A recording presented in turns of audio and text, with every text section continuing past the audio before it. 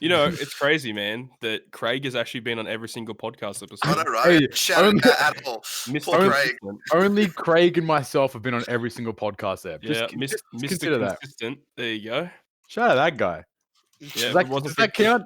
If it wasn't for Craig, we wouldn't have a podcast. That's cap. That's big cap.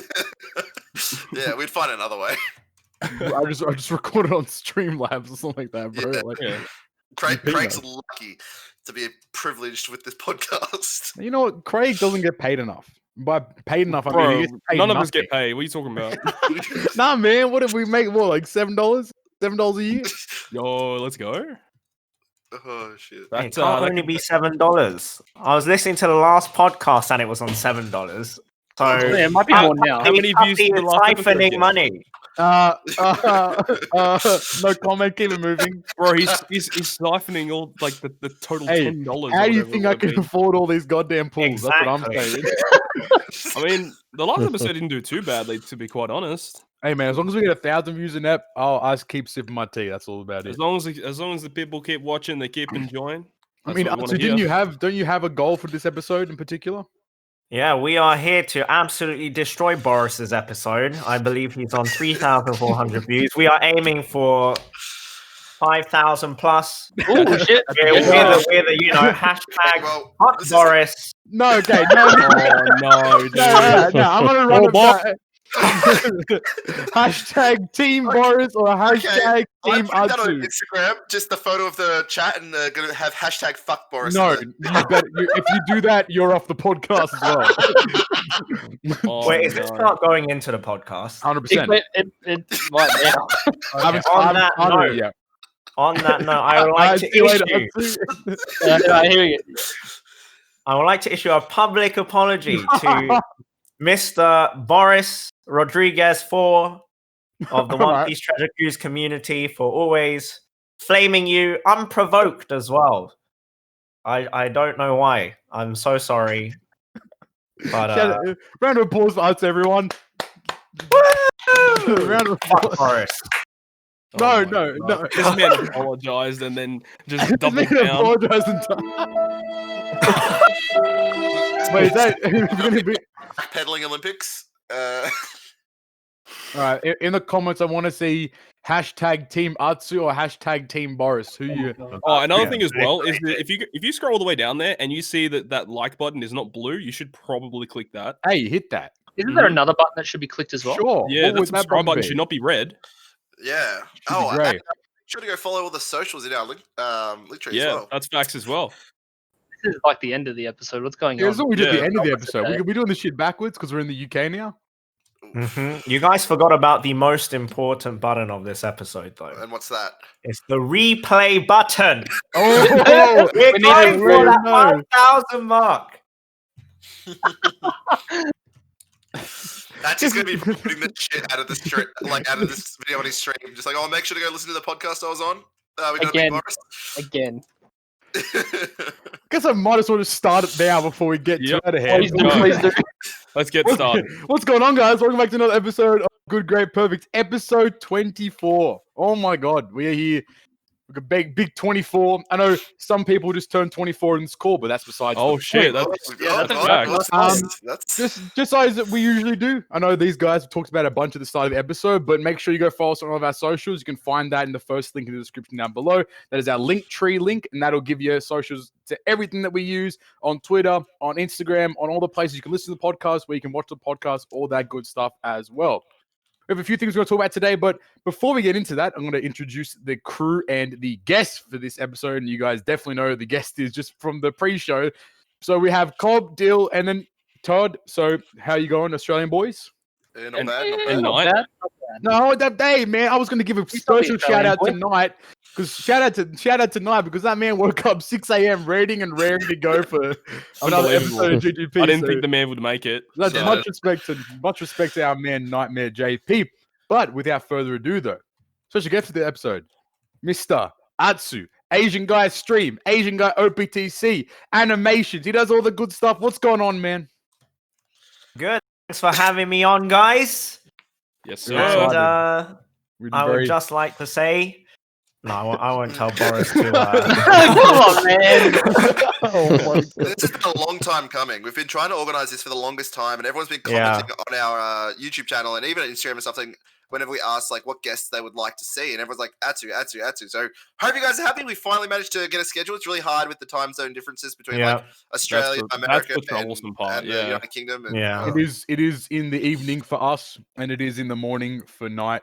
I mean, yeah, shout out to Joba. He's not even here, but you know, he's at work. Yeah. He's at work. He's getting his money, so he might pop in at some point. So if he does, he'll say good day, and we'll go from there. But we'll get into the rundown for this episode today. So for the episode plan, we're going to be talking about the French Anni post-mortem, since French Anni is kind of wrapping up and the big Suga and the celebration has pretty much ended at this point. We're going to be giving our thoughts and opinions on how everything was structured, how the event ran, all those good stuff. We're going to then delve into that coming soon button on JP. That button has been there for quite some time now, and you know we haven't really had a full-fledged discussion on what that button could be, and you know where it could lead in terms of what kind of system it could implement, if it's going to be some sort of power-up system, whatever it could be. We're also going to be having our pretty much like the penultimate or maybe the final kind of discussion for a while about super typing, as we have had the release of V3 Boa.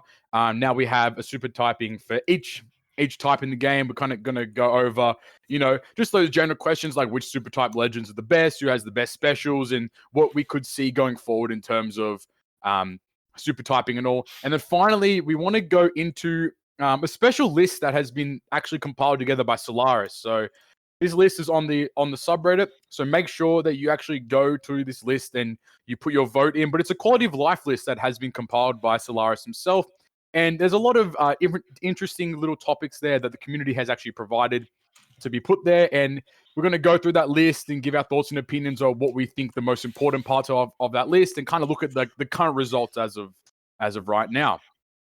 Without further ado, though, gentlemen, let's get right into it by asking the general guest questions we have. So, Atsu, when did you start playing Treasure Cruise? How long you been playing for? And how did you start making content? I started playing Treasure Cruise on Japan when it actually released, but when I first started, I was like, no, this game is kind of trash. So I deleted it the following day, and I did not start playing until it came to Global. And I think maybe after Global released 1 month into the game, I picked it up, but I only played it very, very casually back then. And eventually, when I got bored of studying, I would, I look at my phone, go through this really bad cycle of open one social media app, close it, open another social media app, close it. So I was like, I got to break the cycle. And then I opened One Piece Treasure Cruise. And that cost me a lot of money over the course. Despair begins. Over the course, yep. And how did I get into content creation? Yeah. I guess if you say Boris now, of all things. I mean, I did watch Boris. I did watch Boris back then. And what was the initial trigger for getting into it? I actually can't remember why I started. I mean, originally I was streaming different games, different mobile games, a game called Top's Kick. And then one day I was like, oh, you know what? I'll just stream this because there's nothing to do on the Top's Kick. Yeah. And I think that's pretty much how it began. And it turned out some people who were watching that stream, there was quite a few people who are weebs in there that actually like One Piece. And then after that, I was like, you know what? I'm just going to start streaming One Piece Treasure Cruise because I like this game a lot and I was hooked to it. So I don't want to throw you under the bus, or like you don't have to answer anything you don't want to, but did you do content creation? Like, did you create content on other games prior to Treasure Cruise? Like, yeah. I used to make videos on FIFA before I went to university. And I wanted to pursue that, but Asian parents were like, no, you have to go to university. So I didn't have time for FIFA, didn't have time for content creation. So I basically stopped YouTube until like the final year of my university. And that was just before when YouTube as a whole, as a platform, begun to explode. So I'm often reminded by people from the FIFA community that I missed out on the wave. Rough. But it's okay. Hey. I mean, the thing that I wouldn't trade for the world. I met my wife in university. So hey, there we go. That's true. It all works out.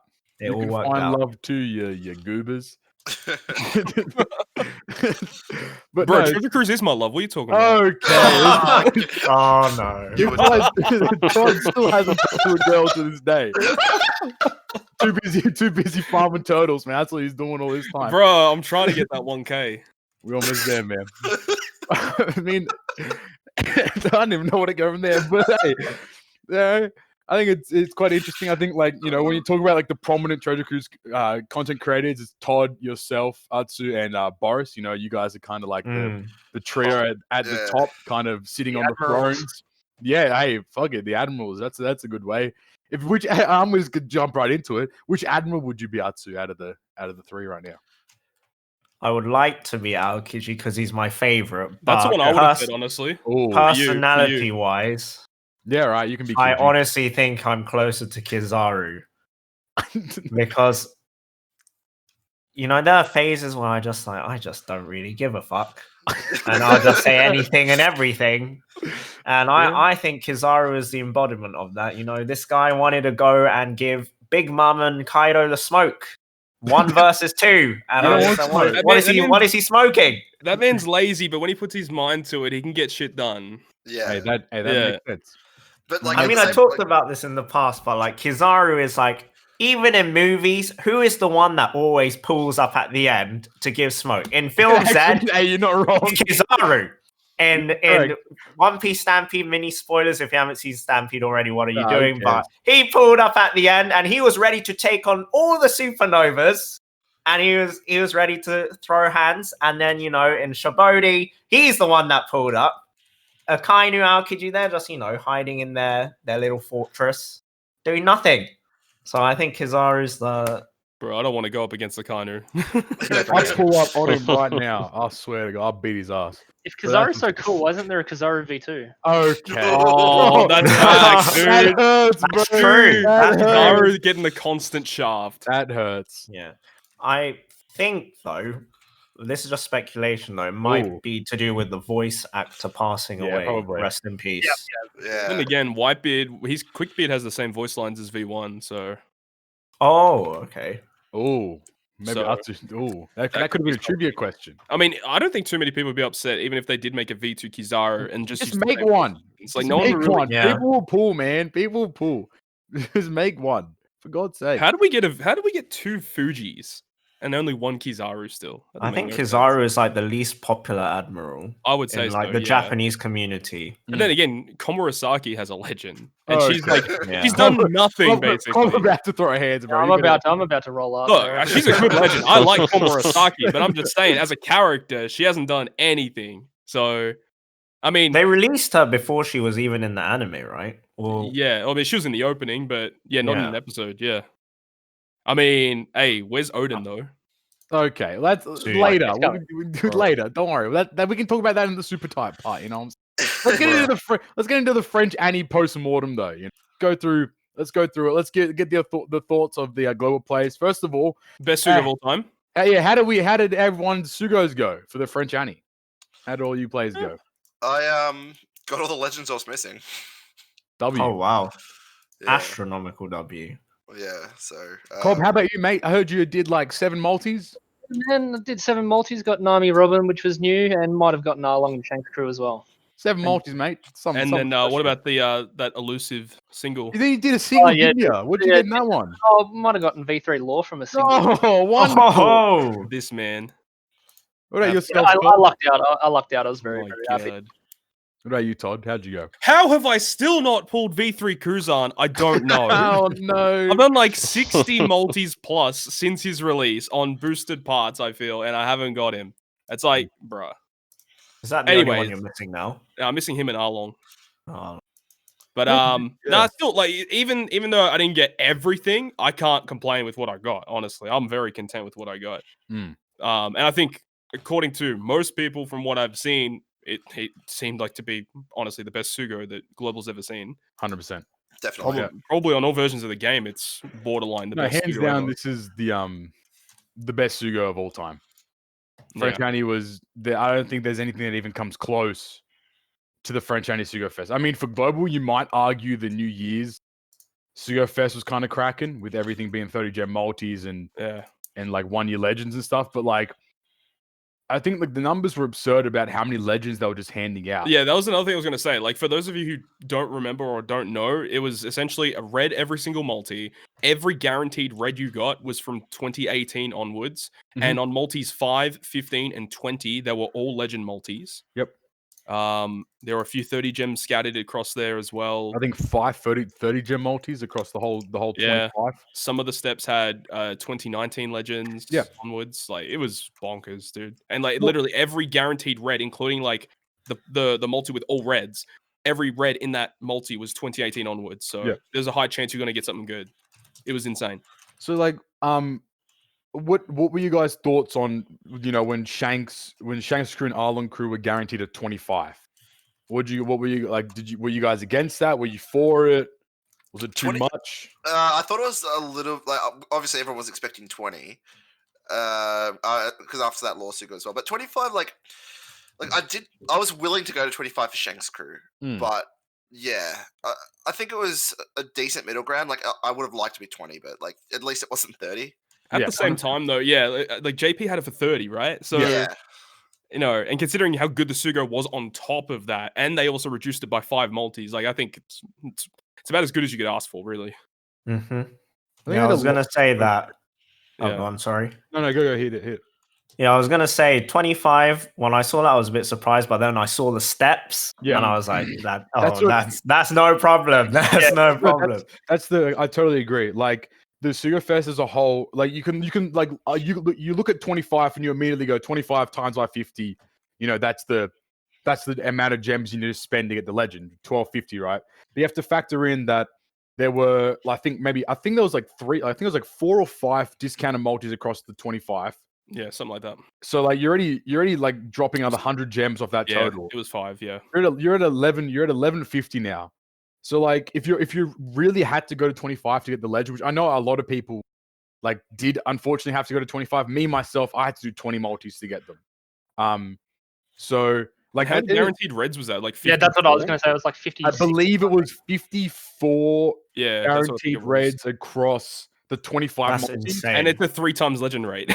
and 3 times red rate. So if you factor in on average 1 red per multi, because it's 12% more or less, nuts. You're looking at like 79 reds across the 25 multis, which in itself is like there's a good chance in 79 reds you're gonna get something new. Mm-hmm. You know what I mean? Like for me, my Sugo Fest overall probably the best thing that's ever happened. I went in missing 8 legends. I walked out missing 1. So like in 20 multis to get 7 missing legends, like it does. I know that's great. Yeah, it's a stroke of luck, 100%. But you have to give a lot of props to the structure of the Sugo Fest, because without that kind of structure, people wouldn't have had such success in that Sugo Fest. It's freaking wild when you compare this celebration to the Kaido celebration for the I was about to say as well. Anni.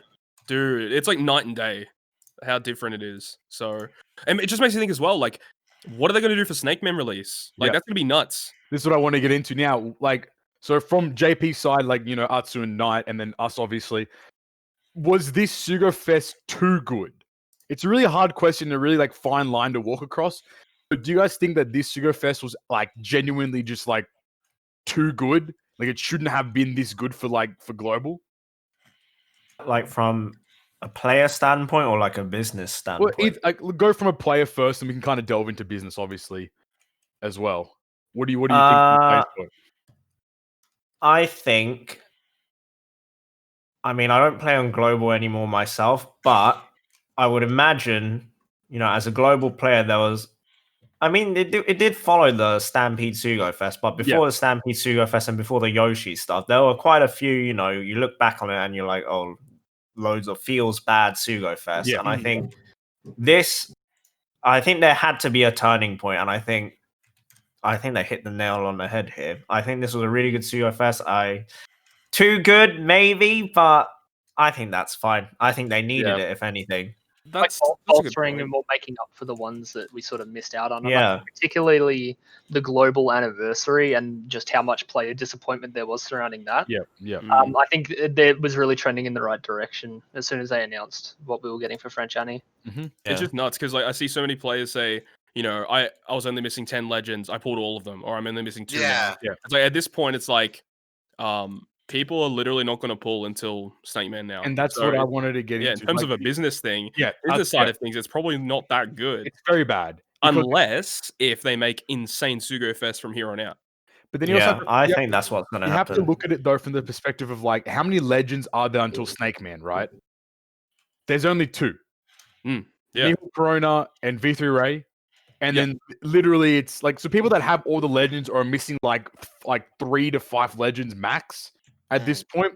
There's really no point in doing multis because if like from the game perspective, Mihawk and Perona are great, but they're not a necessity. And they're not game breaking. No, 100%. And V3 Ray is nice, Lol. but he's not needed.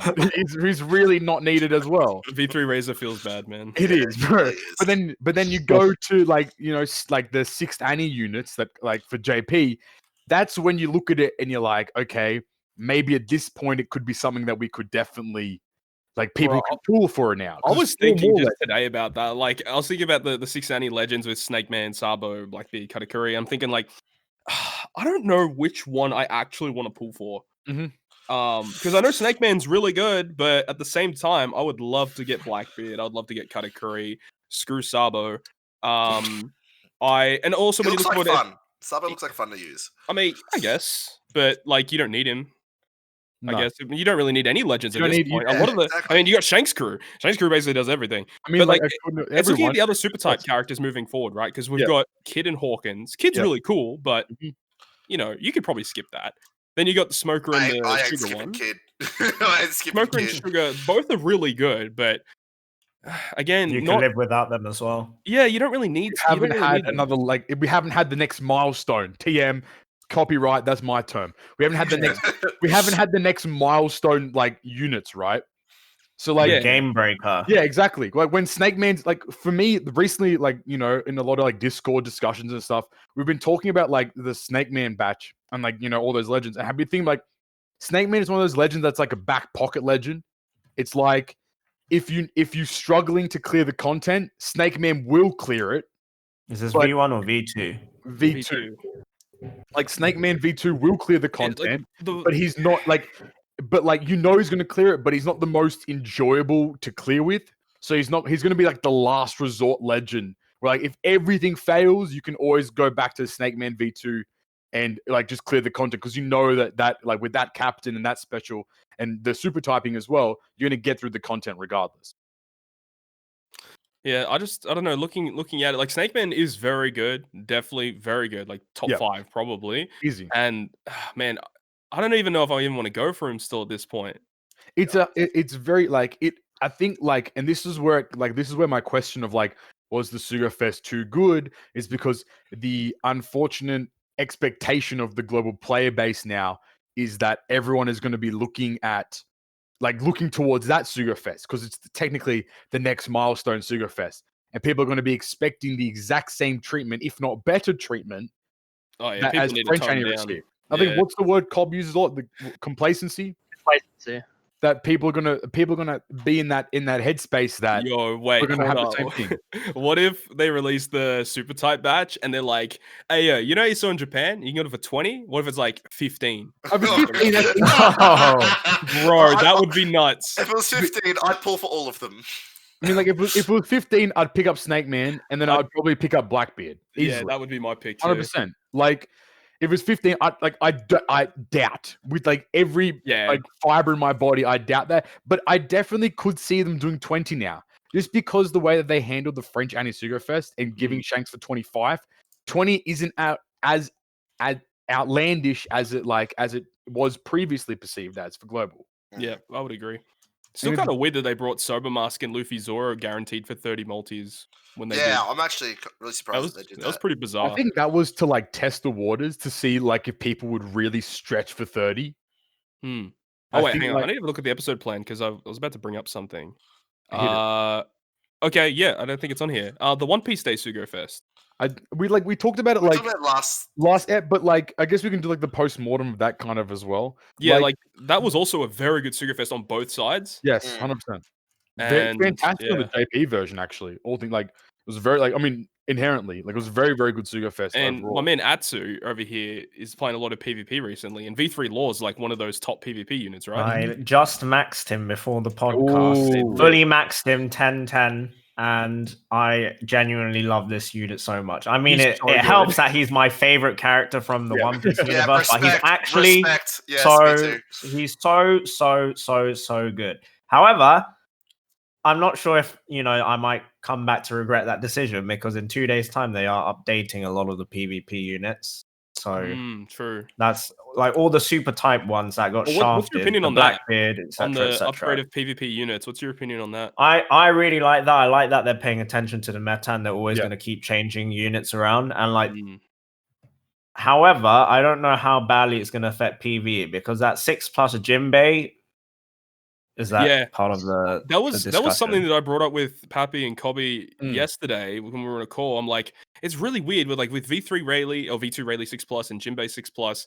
Like their upgrades to their normal unit, they're just meh or okay. Yeah. But then in PvP, they're getting huge upgrades, and that seems to be like Yeah. a focus moving I forward. think So, it is super the weird. focus now. I feel like It's a like, what lot are of they going to those- do with like Blackbeard or Well, Log that's- Luffy if you ever gets honest to one? God, I feel like a lot of those like quote unquote dud. I mean, V2 Ray wasn't, I guess, a dud unit, but like V2 Jinbei definitely was. Yeah. You know, like he wasn't Yeah. that good in terms of PvE content. I feel like a lot of those like dud legend units, they're gonna like just tailor them more towards like, hey, you can still run them in PvE if you want to, but they're really good now for PvP.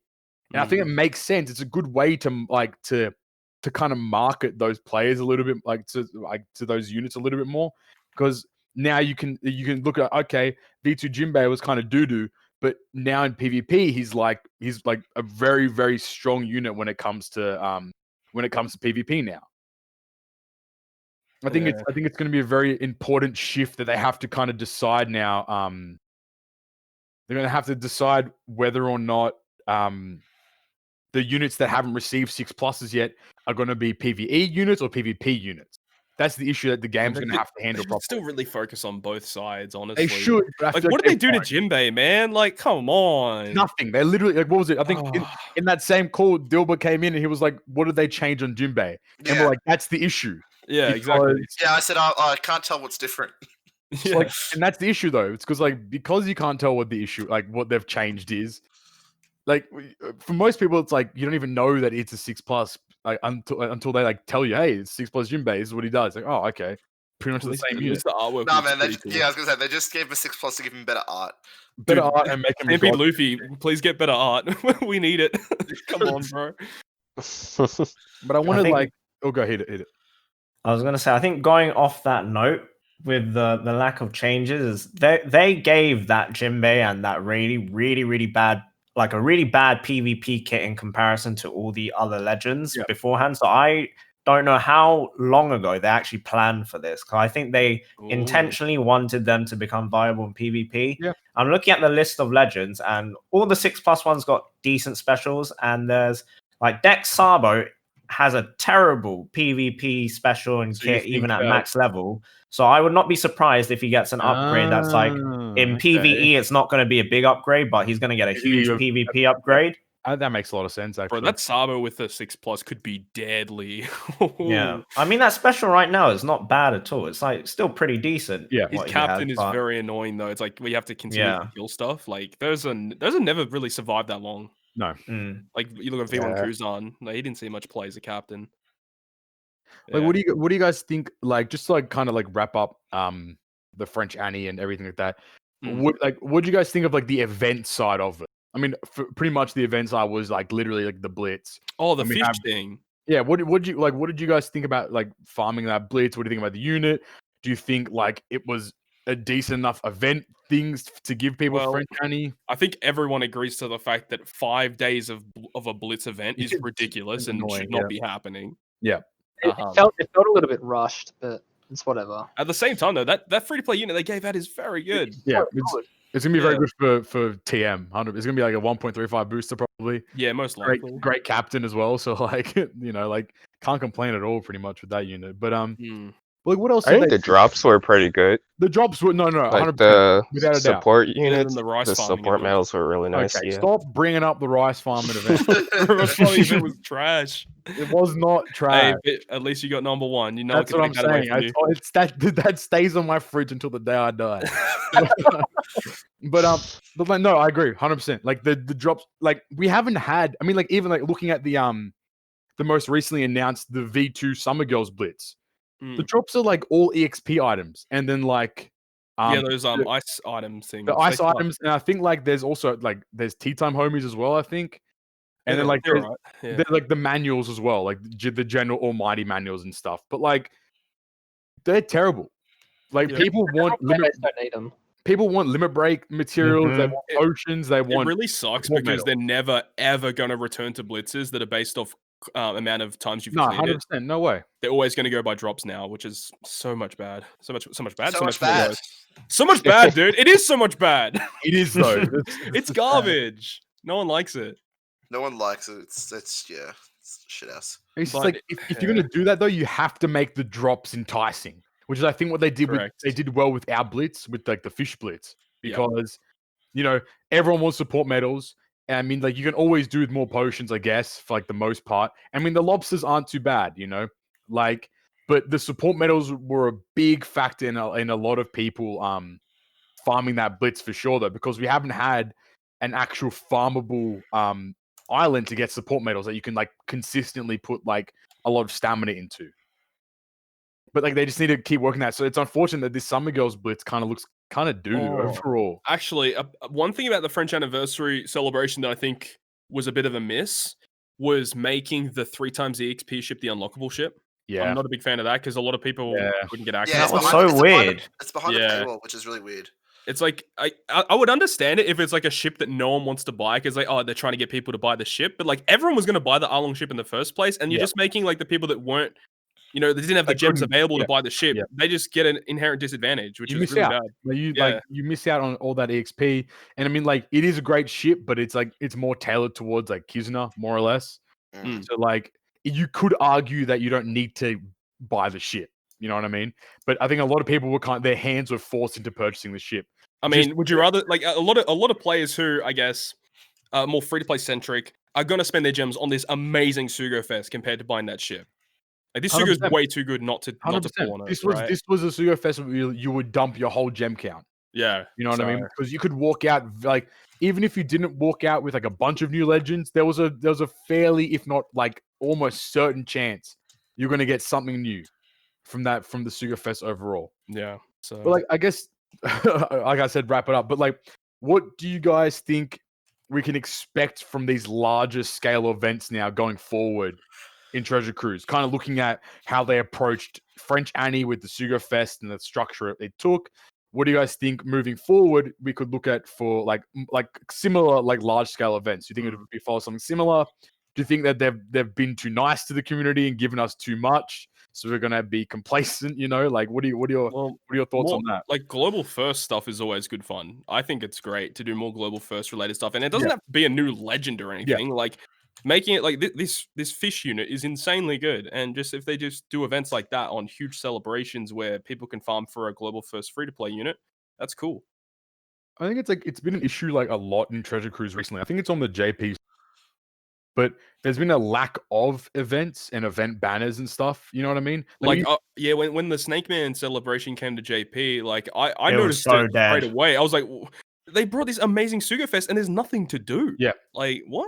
And like a lot of the time, like when they can't figure out like an event banner, they just say, in regards to treasure map, and they do that shitty treasure map banner. And I feel like a lot of the time it's an issue for players, because you go in and you're hoping that you're going to get something enjoyable, but then they chuck this stupid treasure map like little banner that has like Nami and stuff on it, and it's just like, you can log in and get a gem, and there's nothing to do there. It's not an event. It's just a placeholder. Like everyone gets these new characters that are amazing. They're the newest guys out, and we want to use them for content, and there's no content to use them with, right? Yeah. That's the big problem. So I think that when this event rolls around the global, we might see a global first free-to-play unit to farm like this fish event potentially. I don't know.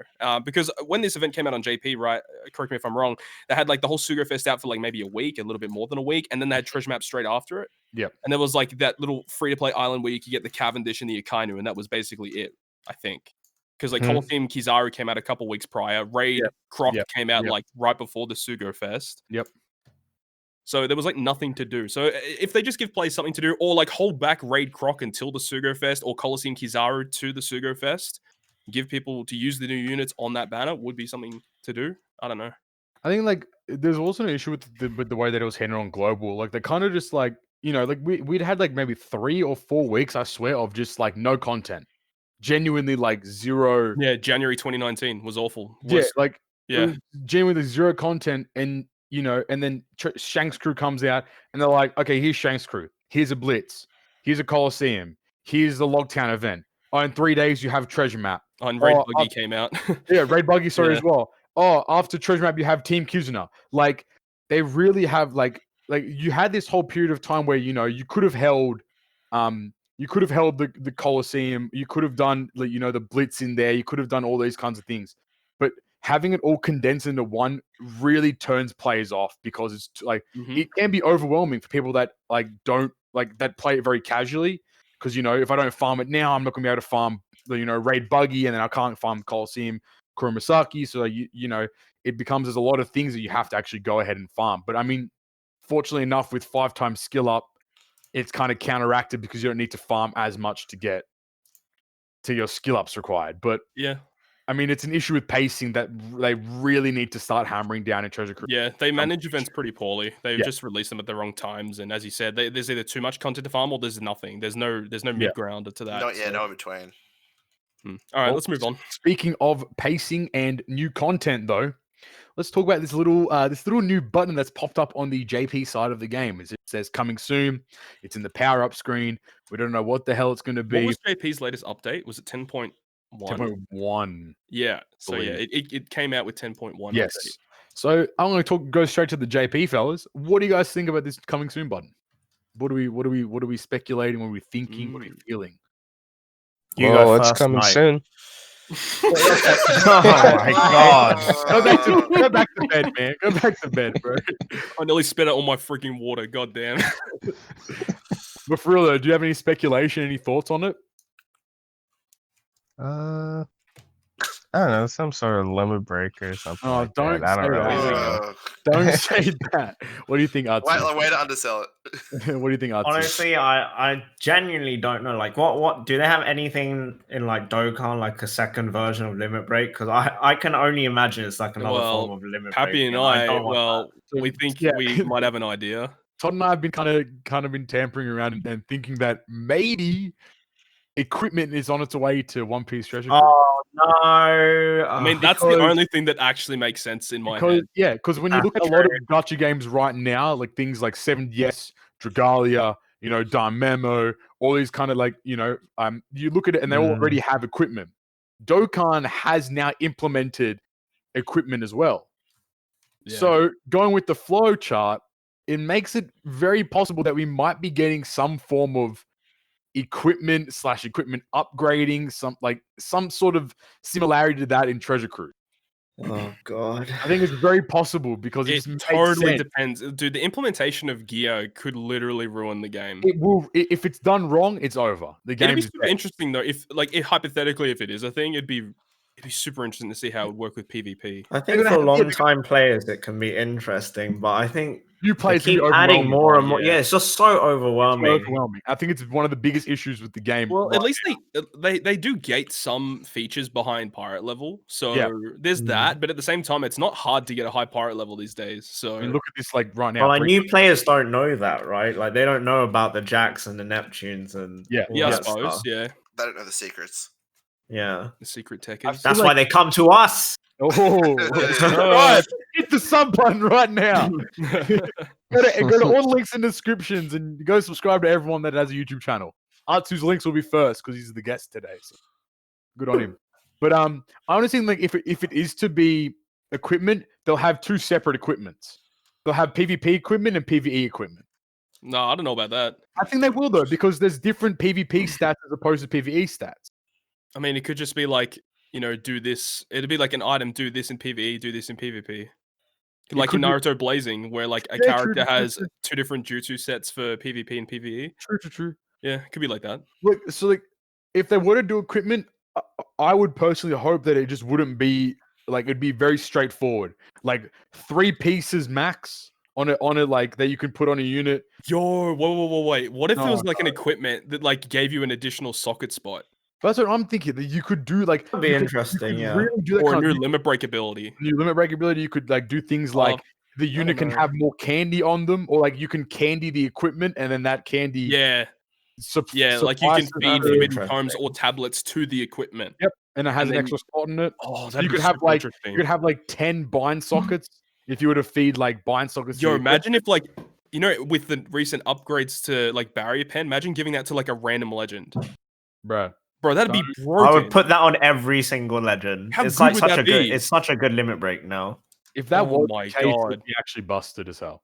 Like, that'd be way too broken. All right, we've called it. We've called it on the podcast. Yeah, right. Well, the podcast has like a 70% success rate when it comes to these things. So if it was equipment, go follow me on Twitter. But Cobb, you had an idea as well. Yeah, I was gonna say for that idea, I hope it's sincerely in the 30%. But my idea is not much better. What do you think? I think it'll probably be like a PvP limit break. So like a limit break for PvP specifically. Ooh, how's that gonna work? That's the thing. I haven't thought much about it because honestly, it sounds like a living nightmare. But I think like the way that it would possibly work is it would be like a limit break for like PvP stats. It might like upgrade abilities as well potentially. Probably like some number changing, I suppose. Yeah, it just like Todd mentioned with Naruto Blazing with the different jutsus, you could kind of maybe have like the limit break would alter the PvP stats. By like if you did that, it would give them better PvP stats potentially. Something that I would like to see though, if it's not gear, I want the coming soon feature to have something to do with dupe legends. I was gonna say I don't want another dupe system. But at the same time, like after you've rainbowed a legend, then you get another. Yeah. Bro, I got nothing to. That. I think like a dupe system works well though for new and older players. It totally depends on implementation. Because if you think about it, right, like you look at a legend, you need 12 copies to get it to rainbow, or like tablets, whatever you want to argue. But then you also need 5 copies to do the support. So like you can do all of that within the 12 copies that you feed for rainbowing now. I mean, I guess for endgame players, it's kind of harder because maybe you already have the legend rainbowed prior, then you have to feed another 5 copies for support, and then feels bad, man. You'll have to feed more, right? So I guess it might be harder on end game players, I guess, but then again, like I don't think a lot of late game players really care that much. But I think like a dupe system works, but I don't know, like how would they, like what would they do though if it was to be as for that, I have no clue. It's just that's the issue there. It's just because every time they introduce a new feature, there's already like they make an item that you can use to max that character out with. Like they never result to only using dupes like on Dokkan Battle, where you specifically need the dupes of the character to get the max limit break potential. There's nothing like that on Treasure Cruise because there's tablets, there's tomes, support medals, etc. It's like it's really odd they didn't use dupes to level up PvP abilities. I feel that's a huge missed opportunity there. I think it would save a lot of scrolls, whatever. I think it was very but do you think it would have been like they could have done it in the sense of like if you fed a dupe, you'd get 1 level on your PvP ability? That's what I would have done. But then you have to kind of think about it like the later PvP abilities require a lot of the XP. Yeah. So you could argue. Yeah, you could just like argue that maybe if you fed a unit, it would give you like a crap ton of EXP. That's just like with tablets, because tablets are only like really low, like 20 to 30% chance, and like. Oh, so you're saying it's not guaranteed? It's just like a. Well, no. What I'm saying is like how people would save dupes until like they max the defense effect first because everyone has defense tablets, and then you just use the copy to feed to max the other ability. So like what I did with my Legend Croc when his was announced, I had like heaps of blue tablets, so I maxed those out, and I had heaps of dupes, and that got him to rainbow. Yeah. Okay.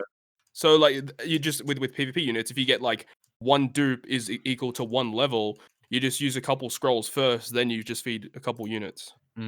That's the way in my head canon. No, like I feel like it should have been like it should have just been the case, right? like it's a waste to have these dupes of characters and stuff, especially like rare recruits and stuff like that. You like that are not really as valuable to have dupes of in terms of rare recruits as is, and not be able to feed them for limit break abilities and such.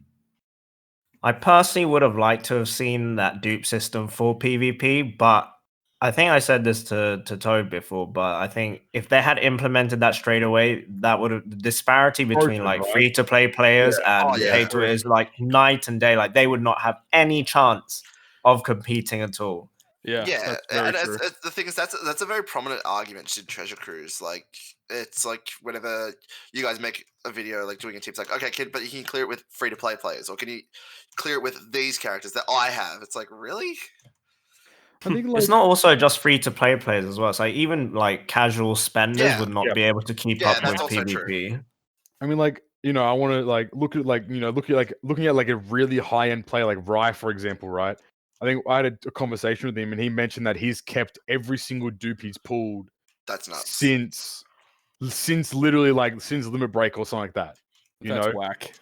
So someone like him, for example, could literally just feed all the dupes and have max PvP characters for everything, and pretty much is about to stomp every like all competition regardless. So like I don't know, like it's kind of hard. It's a fine line between whether or not it was a good idea to not implement the dupe system for PvP, I guess. But then on the contrary, though, they have to make the scrolls more common. That's the biggest issue I think like, in PvP at the moment, is that the scrolls are just are not common enough. I mean, what is it like? What is the current the V2 Blitz, right? Is it just like, is that reward tier just like one of each color? Like that, like I think so the big ones, the ones that give 5,000 EXP for the corresponding color, one of each, and then the silver ones is 5 of each, and then it's 8 of each for the smallest ones. I don't know why they. I think it's not bad though. Yeah, I just don't like. I mean, like I don't know why they hold back though when it comes to giving that kind of stuff out. Same thing with like limit break materials, right? Like they only give out like 10 shards or like 3 medium crystals or 1 jewel. Like it's very weird that they say, hey, Limit Break Plus requires half of your inventory, but we're gonna give you 20 shards for clearing this event. Like it just doesn't equal out. It's very uncanny how they don't factor in like how much things cost and the average player, how much would they be spending and that kind of stuff. But yeah, totally agree. I think the reason they do that though is to keep people interested in the game, because the very like top like 1%, especially on Japan, if they have the ability to max everything out on like day one, they will probably max everything out on day one. And then they'll get bored of it, and the spending will go down. And I think that ties into the lack of PvP dupe system and like the flags or the scrolls, whatever we're going to call them. Because the latest banner, we had that Whitebeard, and he came max level, fully powered up, and just because of that, he's so broken in PvP. Not only is his kit amazing, it's just like it saves the hassle of spending all those scrolls for like such a rare material right now. That Whitebeard is broken. That Whitebeard is way too strong. Like I'm so glad I have him. 100%. Like he's like one of those like PvP units that like you should pull for and kind of like go in for, because plainly because of the fact that he comes completely maxed out. And I mean I think it's every PvP unit on their banner becomes completely maxed out, I believe. I think it was just him. Oh, really? Because the previous one, that was the first one. I think they were experimenting. That sucks, bro. That's terrible. I think they're gonna. It's probably gonna be a thing moving forward. That was definitely a success. Like on stream, I counted like top 100 how many of that PvP Whitebeard there was. There was over, I think it was 55 out of the top 100. Yeah. And in total, like in just general people using Whitebeard, like any Whitebeard character, it was like 75 out of the top 100. And that's also like, you can assume that maybe those people tried to pull for that Whitebeard and they just got unlucky and they didn't want to do like more than 3 multis. But I'm assuming everyone that's like probably like top 1,000 probably did at least a discount multi on that banner. Because I think like Coruscant released a video I might not have like listened to it properly, but like he was doing like a little ranking, and he has like the S rank characters, and he put that Whitebeard in like SS rank. Like he like it has. Like, I'd put him in the same. Like he is that incredible. Of like he's so strong. Like it's actually unfathomable how good of a unit he is. In my opinion, he is top 3 alongside the 6+ V2 Rayleigh and the Shanks crew right now. Because They're that was just something that I was so going to bring up broken. as well. Because it feels like most of the time in PvP, it's just like, the legends are just way too good. You're just running like a team of legends. So they need to make those lower cost characters a lot better. Mhm. And I hope that it's not just like the rare recruits. I would like to see them make some pretty decent free to play units that are good in PvP that are quite common. That would be nice. Because a lot of people use like Marco and Ace Kizuna unit, and I saw like Rebecca and Viola treasure map unit was used a decent amount. Yeah, they're good as well. Yeah, I would say the counterpoint to that is that there are actually good rare recruits and stuff like that. It's just we don't have the PvP scrolls to invest into them right now. That's fair. Yeah. And like on the flip side, I think it sucks we don't have that, but at the same time, I think it's been good for like letting the meta develop and change slowly. Because you have to be really smart with who you're investing in. It's like a gamble if you're going for like a unit, you're like 50-50 on are they going to be relevant like next month? So I've enjoyed that part. It's not a cheap investment at all, though. Like if you invest, that you have to put in like all your resources into getting a team. I think like we're fortunate on Global because we get to like look at all the JP good already, and I mean like our meta is going to be like where the JP meta currently is for the most part because we already have V3 Law and we already have V3 Kiji, so we can kind of build our teams associated with that. But like that investment you need to put in everything or else your team's just not going to do well. Yeah, because like right now in PvP or like the first month, almost everyone either invested into Luffy and Law or the V1 Snake Man. And both of those units are like not that great anymore. Mainly because V3 Law hard counters that Snake Man and PvP Whitebeard hard counters that Snake Man as well. But like so many people invested like all their red scrolls into that Snake Man, and now it's kind of redundant, and it's it's a feels bad. It's a feels good man for me because I didn't, but it's the feels bad man to everyone else that did.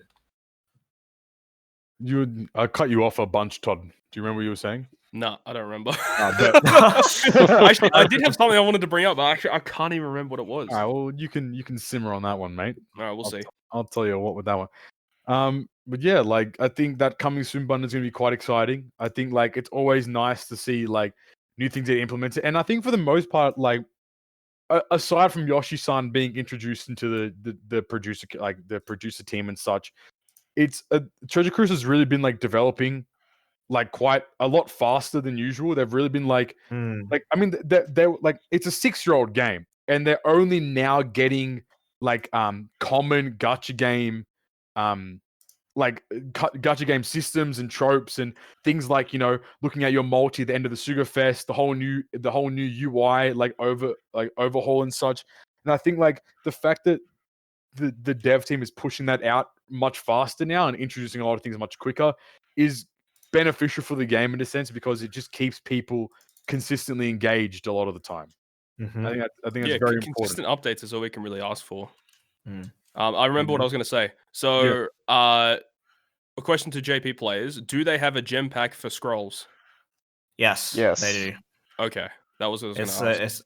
It's a decent one as well, and I may have fallen victim. Because when those Kizuna ones come out, like they're actually pretty good on global for getting Kizuna potions and 100%. Stuff. Yeah, same on JP as well. Yeah, so if those PvP ones aren't bad, some of those pay-to-pay players, I'm gonna hate that because then you're gonna Toad is picking them up as well.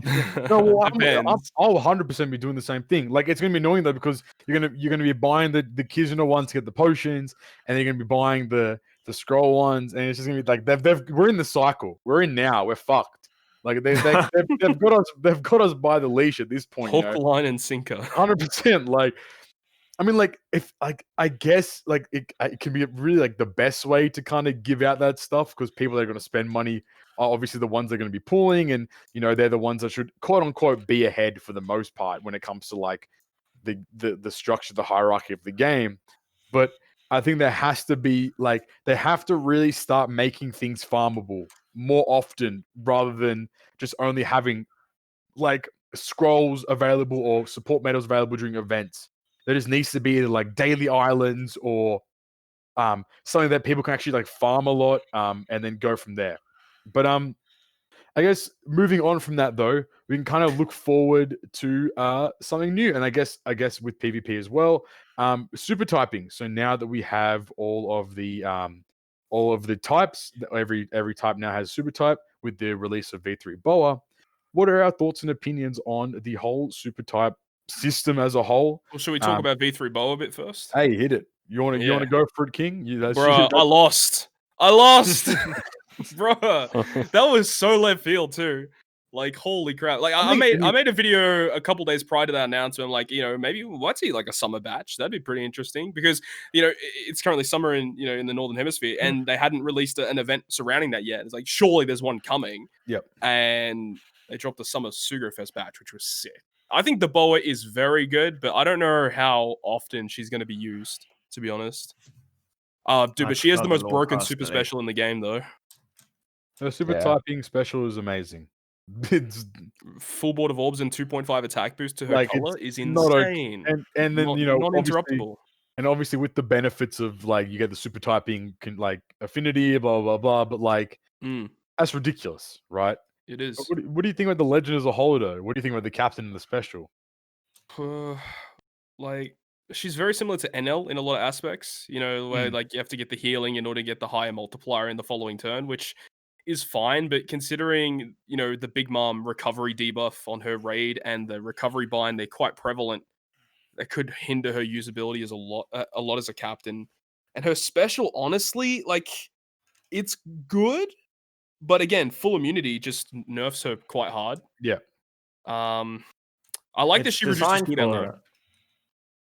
What was that, Asu? Sorry, so I was gonna say is that special is like designed for I feel like GARP challenges and forests because 100%. Like for Colosseums and raids, you just blast through it with power. You're only launching her special in like colos and raids to get her 5 times multiplier. That's it. Yeah.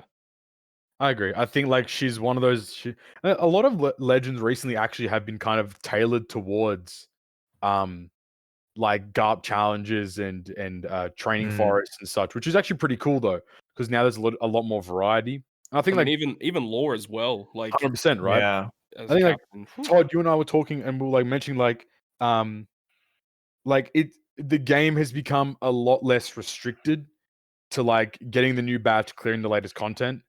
It's now more like like it's the new batches. Yeah, the new batch is beneficial to have when it comes to clearing the new content, but it isn't necessary like at all, pretty much. Yeah, I would totally agree to that. I think it's very good now that they've kind of gone full circle and come back to this point where like you can just kind of clear with anything, but if you have the new batch, hey, you're gonna have a way easier time as opposed to bro, this ain't Sabo Koala release no more. Oh, don't. Oh, dude. No, that was. I did not have Sabo Koala for like the longest time, and it was miserable. Man. I also still don't have Luffy, Zoro, and like 1-2 months after they came out, it's like you either need them or Sabo and Koala. I didn't have either. It feels bad, man. Or Submask didn't have that either. It's just like, well, I can't do anything. Yeah. Without wasting like 5 minutes per run. So I love how like I love having the new batch mainly just for the speed wise. Yeah, totally. I mean, the treasure map, so quick. For the treasure map is the big one because of how bad a game mode that really is. To have the new units and making it easier on yourself, it's such a time save. Yeah. I think going into that though, then I guess we can kind of like look at the super typings and kind of like give a kind of condensed more like finalized quote unquote, not necessarily finalized, but like more like a list towards all the super typings. Now that we have all the colors of super typings, who reigns supreme? The best super types. I guess Snake Man. I guess is the best. Even though it's super typing, it's a universal special. His kit is fully universal still. Yeah. I think the best ones that they're all universal, aren't they? They're captains anyway. Like the teams they can run, Kid and Boa. Boa, Snake Man. Sugar. Yeah, those three. Sugar, Well, yeah. Yeah, so you like, I do think Snake Man is the best one overall for most content. Sugar's very good. Kid's very good.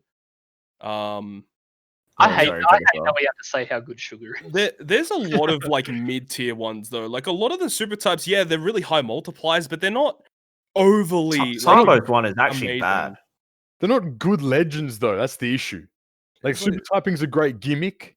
It's really interesting, its implementation, but the legends are just subpar a lot of the time, and that's the biggest issue. Mm. Looking at things like Sabo, they really did him dirty. Yeah, they did. You know, like 4 times is great, the 1 times, but other than that, They giving didn't have him to do much to make him good though. That's the giving- really bro, annoying thing. just the color affinity not being If that was universal, is Yeah, game I over. mean exactly. that's it's night and day. If it That's was the be- universal, no, he would be like a top 3 sub. That's the It best would sub be in the game, absurd. hands Yeah. down. That's the best sub Yeah. in the game. But they said no, we're gonna make it strength, and it's like okay, I guess when I run Snake Man V2, you put Sabo on the team to get way more damage. Other than that, Mm. you're not going to be using him that much, which is a Yeah, very, it's like it's a against big issue. mono decks, yeah, Sabo probably is better than Snake Man, but it doesn't matter. You don't need that so much extra damage unless Yeah. maybe on a Kizuna, maybe it'll give you the edge. But But then again, you could just still run Snake Man, get a 5 times captain. yeah, and run a Yeah. Sabo You're all- friend. That Like, much damage anyway, it doesn't really matter. yeah, it's not that big of a it doesn't make that much It's so big of a close. difference. It's so close though. And I mean, like, Can I looking at, ask like- you guys a question? Go for it. Here we go. Right. So with the super typing coming out, I was initially excited because we've always had like universal captains always reigning supreme. So like, Shanks crew, Osobama, Snake Man, like Yeah. the V1 and etc. Bullet, etc. etc. Yeah. And when those units came out, I was excited because I was like, I actually liked the time because leading up to the anniversary, there was a phase where we got a lot of ink content and having Stampede Bullet was a real feels good, man. Yeah. And with the super typing coming out, I expected us to go through phases where we'll have like maybe 2 different, one raid and 1 Colosseum that's going to be decks, 1 raid, 1 Yeah. Colosseum that's going to be site, etc., etc. But Yeah. every single release, it's literally like 1 Colosseum for the batch, and then that's it. We move on to the next legend, and we might have like Kizuna boosters after that because we had the Boa and Luffy debut. Mhm. Yeah. Which was we got the Boa sisters as they were better than all the super type legends basically to run as your captain. Yeah, so it's like 100%. well, if you pull those, well, there's no reason to use that. You're not even going to use double because you need to leech off that Boa sister. Yeah. Do you prefer it if we have content in waves where it's like we do go through that monotype phase, or it should always remain universal so you can use the universal captains? I mean, like, business-wise, like, Bandai is gonna always. I think that they should business-wise making the most money. It's always gonna be beneficial for them to make content that's tailored towards the most recent legend in their batch. I think player-wise, it's always gonna be better for players to have an abundance of ways to approach content. So if it's kind of like if they release a Dex Colo and then an int raid and then it kind of like varies around, it means that like, hey, the newest legend might be beneficial here, but if you have those like rainbow legends, kind of like Shanks crew, Osoba Mask, and that kind of stuff, you can still clear this content at a good pace. Well, like when Legend Kid and Hawkins came out, they had like Colosseum King, and then Yeah, I Osoba thought Mask that part was raid. quite good. Yeah, Yeah. like I they had thought like that a was raid nice. and a colo for it. But then like, what was the raid when Smoker and Sugar came out? Because they had They Colosseum didn't have Yukimaru. one. It was just Colosseum Yukimaru. And then after that, I was looking at that earlier. The content went so bizarre. I went to the Escape from Logue Town. We had I think it was the same as Global as well. This is a rerun, I think, from this game. Yeah, we had a bunch of reruns. Because they rerun. Oh, the Black Blade The training NES, and all that. the NES lobby thing came as well. Yeah. And it's just like, well, you're not going to use Sugar or Smoker on that. No, not at so all. Yeah, that's it pretty was just bizarre. a bit, it And was then, just like, a bit yeah. pointless. And then Colo Orochi. Well, Sugar and Smoker had whatchamajiggy, the Kuma raid. But that Oh didn't- yeah, I guess, oh, yeah. that You're right. it wasn't. Was was that a sort raid? of- It was one of those which is like you have a 20 stamina Burgess you Yeah. farm, and then you use that for and that Kuma is only good for the Sugar as well Yeah, because like it's 40 the costs or color something. affinity is limited to 40 cost. Yeah. I completely forgot about that. like even like now that they've released like the Psy Super Type Legend with Boa, they released the Strength Colo Orochi. Yeah, He that might was change super color weird. though. Yukimaru changed to No, but like the actual unit is a strength The unit. unit strength. Oh though, yeah, yeah. which is the annoying it's part. Like it's pretty weird. not annoying. Sorry, like kind of odd.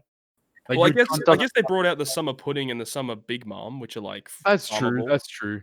Yeah. But like generally with like you'd kind of associate like I think like a lot of the time they're releasing like with the color that they released, they were releasing content and like units that kind of were beneficial to that Work color, with I it. guess. Right. But then with Orochi coming out of strength when Boa just got released, does that mean that we could be getting Indicate a new strength legend. Yeah. Yep. I'm hoping it's driven related. Or could I mean like that kind of we got a lot of questions about will it go from super typing to super classes? Does that I hope it does. do you guys think that the next logical step is okay, we have Boa. I mean, even prior to that entirely, we only got one size super type legend. Do you think we're going to be getting another one, or do you think they're just like, all right, that's cool, like we like I everything's done think now? they're okay with because they have that free to play size super type The Luffy. Luffy, right? Yeah, no, you're right. I mean, So they could do technically, they all have two Of super each, yeah. types No, now. you're right, Yeah. 100%. I mean, they could also release one on the Treasure Map Sugo Treasure Fest Map, out of yep. the blue. Yeah. We'll wait and see, I suppose. But I'm hoping that Law gets a 6+ super type. Yeah, that that's would be even insane. So what do you guys think though? Do you think that super classes are next? I Eh, hope so. I could see it. It could happen, but I think that would be like a next level of overpowered. That'd be so broken though, right? Because it will be it's basically super typing except you can Run any it's like color. a rainbow. Yeah. Yeah, So any Mhm. color. oh, would it be what kind of boost would it be? Like a small damage boost? It wouldn't be color affinity boost, right? So I feel like they could do that because then it means like Yeah. running type disadvantage is not as bad anymore. You could still run affinity, but just like a driven character, just like whatever color they are gets affinity. So if you're storing strength Yeah. against quick, it's gonna get 0.75 as opposed to generally just getting 0.5. And I guess depending on like hypothetically, if they released a driven unit and it's a super type unit and it's like Dex, for example, you could still hybrid it with Kid Yeah. and do some cool shenanigans with that. I feel like that'd be so broken though. I feel like super classing is gonna Bro, be we got way 5 too times much. multipliers. But like in the curve of the meta, you're going from 4.5 to 5. It's a huge jump, but it's not like it's an unconditional 5 times. It's not. yet. Yeah, it's not unconditional 5 times. Yeah, that's You know, true. so like I think we're still fine when it comes to that power creep. But like I feel like, I mean, like we have some crazy super type specials. I mean, V3 Boa, just to argue, like unfathomable, right? I mean, You even know? still Katakuri's when you look at it, Katakuri's just guaranteed delay is pretty amazing. busted. I mean, Blackbeard's pulling out some god knows what damage too. Like even like Snake Man's alone is just amazing in itself. Mhm. Like looking at things like Sugar's just so beneficial for like her kit as well.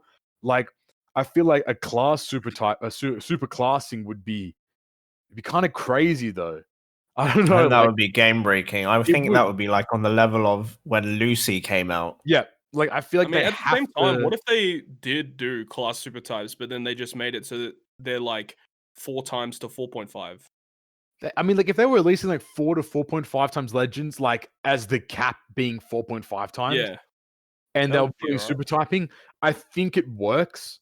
I Yeah. think even like you could argue like even like 4.25, but with like super typing or super class, sorry, you'd kind of get similar, if not more, damage outputs in a 5 Well, it's just where do they go from here? Like, I don't really understand or know what they that could was the possibly do issue at this though, point. because Yeah, they've put all their eggs in the basket of typing. like I hope that they don't go back and just start releasing more super types for the same colors. Like that's just like, bro, why don't do I this? think they're gonna go back to the normal stuff like what they did with Law, just the straightforward legends. That was great what they did with Yeah. the Law. Holy crap! Because I really like the Law. they He's made him like, really good, but Mm. they made him good for all versions at the same time, which they don't Yeah. typically do. I'm really Yeah. happy they did that.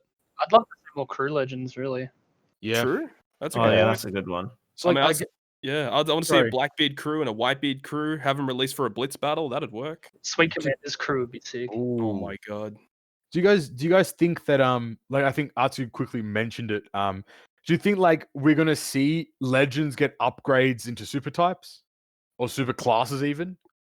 Considering that like maybe V3 Law could, Oh. I mean, they could release an early 6+ on JP and give him a super typing. Like that could definitely happen. It's just we haven't seen evidence of that happening before. Like giving a captain action to a 6+. That I still think they should do that. And I Yeah. mean, we still need to see 6+s for dual legends. Hopefully, we Mhm. get that at some point. But I mean, I wouldn't be opposed to the idea. That'd be great. Like Do some of these you- legends that are trash, just Yeah, give them I a think super type makes them you could insanely. fix a lot of like, I think, bro. Just imagine like a log Luffy 6+ or super typing, like No, like They a, could. a lot of like older legends could like a lot of the issues could be solved by saying, hey, here's a buff to their captain that makes them, kind of in the meta, but also here's a super typing that does crazy shit, and then it kind of will even out with all the other legends that are currently released. Yeah, potentially. But then again, I guess that comes to like, does a legend need super typing now to be good? And is it a necessity for legends from now on to have super typing? I mean, Aside from the law argument alone. we still got Shanks crew, still got Luffy Law. Yeah. They're still very good. There's Yeah. still Sober Mask. He's got a captain action, but Do you think people are pulling for the legends because they're super types, or do you think they're pulling for the legends because they're good, or like obviously you could argue like characters they enjoy and stuff like that? Or pretty good point, honestly, because I feel like a lot of these super type captains are pretty meh, yeah, and people are still pulling. So I don't know what the deal is. I think it's mainly for one, if they're really like busted, people will pull for it regardless of the character. But most of the time, I think people will pull because it's X or Y character. yeah. And that's I think another thing as well. Like maybe people just want to have one of each color super type, and then it's like, yeah, I I'm done. think inherently it's always going to be good, right? Like looking at like the quick alone, like Sugar is strong, very very strong unit, but Smoker is just is like a solid legend. Yeah, It's a solid legend, but he's not enticing. And I mean, like going Fuck all the that way bum. back. I hate Smoker's super type special. Yeah, Not a fan. like none of the legends are that good, which is really sad. Like the legend, like if you would have released all those legends by themselves without super typing implemented, but like I guess Snake Man would still be on top. And yeah, the And even problem as then, to I don't why know. they're not considered like top tier is like they're just it's one color. And it's reliant on the super typing a lot of the time, those legends, to be Yeah. good though. Mm. Like they don't hold like the reason why V3 Law I feel like is so good is because it's just a fantastic special, fantastic captain, and does not rely on his own super typing to make his kit work. Yeah, you can run whatever you want, basically. Exactly.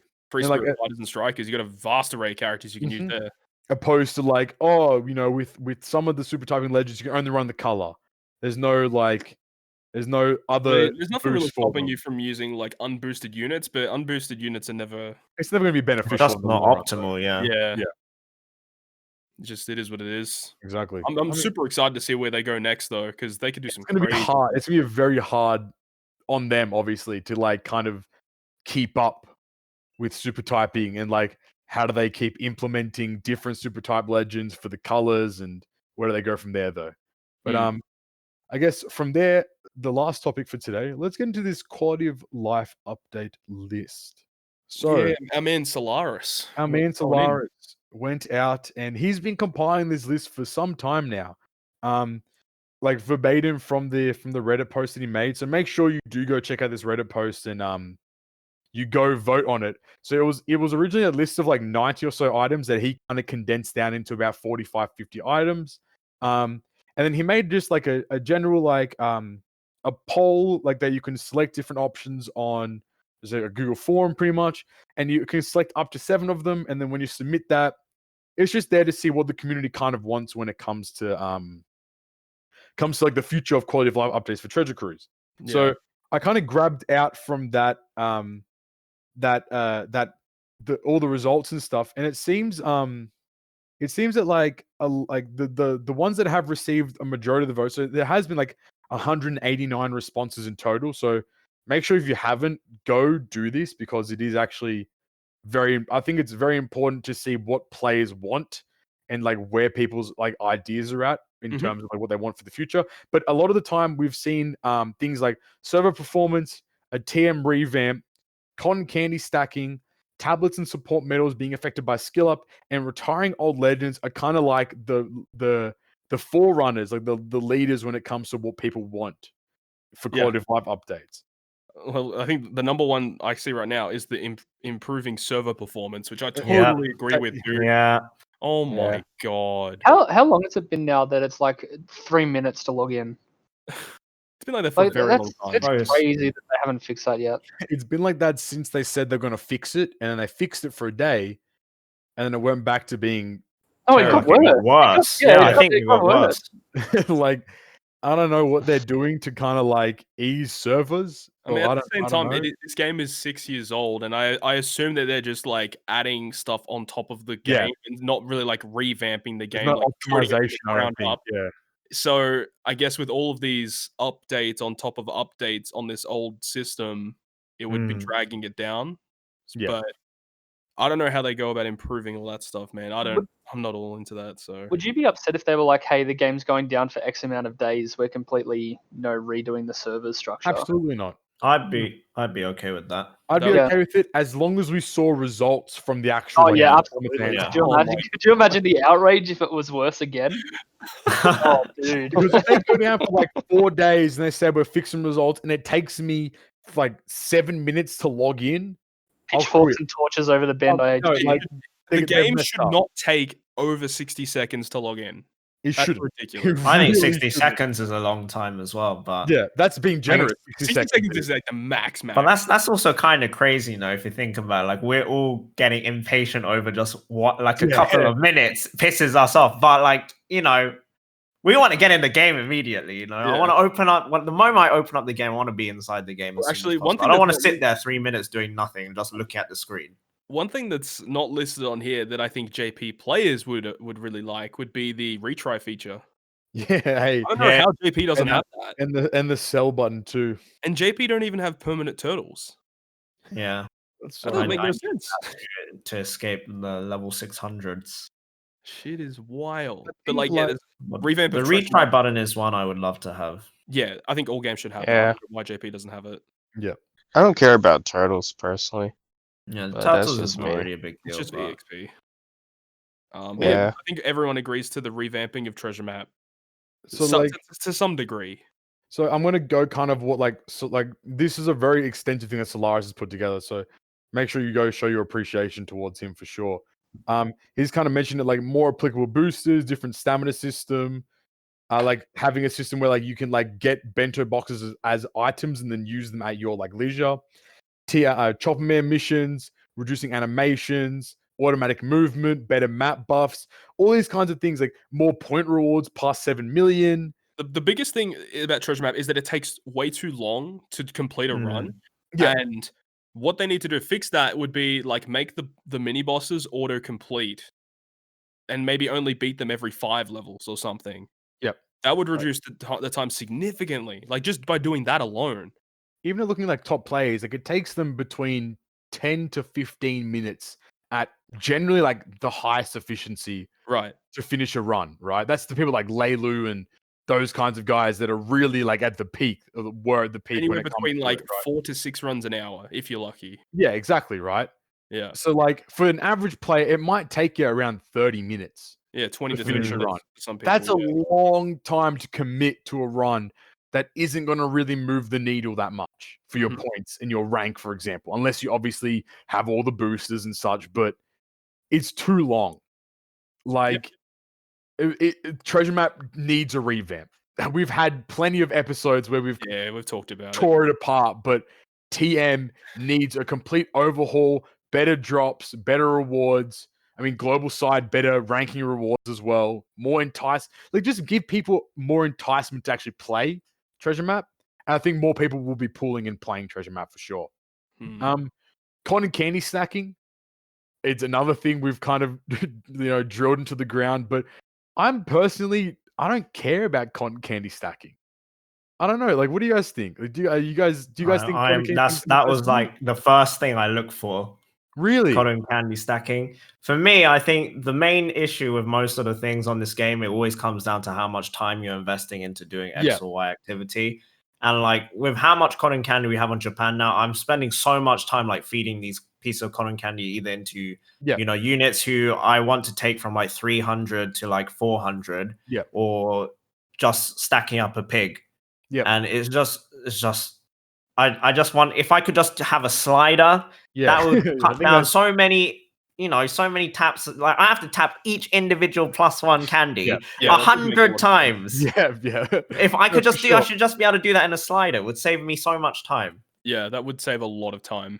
Yeah, for sure. I think like the GGP like fix for that is just to have like a button on the screen that just is for cotton candy, like it's a menu, and it just has like a number that the candy just goes to, and then That's you the can like. coming soon button. Hey, that's what. Hey, we didn't say that, but that's kind of been in the back works. For GGP. I don't know, man. Don't. Hey, bro. Don't. Hey, they weren't meant to know about that. No, I think like because when you click on the candy button within the power up screen, it doesn't work unless you have candy to like individual candy to feed. Mm. You know, like, and obviously it'd be pretty hard for the game to track whether or not you've put it on pigs or whatever it is. So, like, I think stacking works in the sense of making that candy button relevant in a sense. Yeah. But going on from that though, you can kind of look at it like, what do you guys think about tablets and support medals being like affected? I think just in general, definitely going to be a good thing. Yeah, Having the chance to kind that of needs to happen. those. I don't. That doesn't make any sense. Like if like almighty manuals and regular skill books work in double skiller, I don't understand why it doesn't work Yeah. with tablet support medals. It just should. I don't get it. And I Yeah. guess finally from like the kind of top 5 ones, retiring older legends. This has kind of been like a That's an interesting one. sticking point for a lot of people in the community. What do you guys think when it comes to like Oof. retiring older legends and stuff? Oh, That's tough because some of those old ones are like super good, like Corazon, V1 Jinbei, Yeah. V1 Rayleigh. And it's hard to retire them because you need like everyone needs to pull them at some point just because of how good they are. And it's Mhm. like if you take them out it's of a the rite pool, of passage now. Yeah, Yeah. what if you they take them could out do of is the like pool, they could yeah.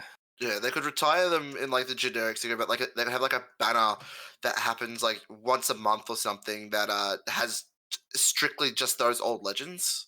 It shouldn't even be once a month. If they're going to do a separate banner, it should just be It could just be full permanent permanent. one. Always Yeah. there. Put kind them of in the like, friend point pools, yeah. bro. Fucking bro, yes. okay, relax, bro. if 1 I'm- in 1 million chance to pull them.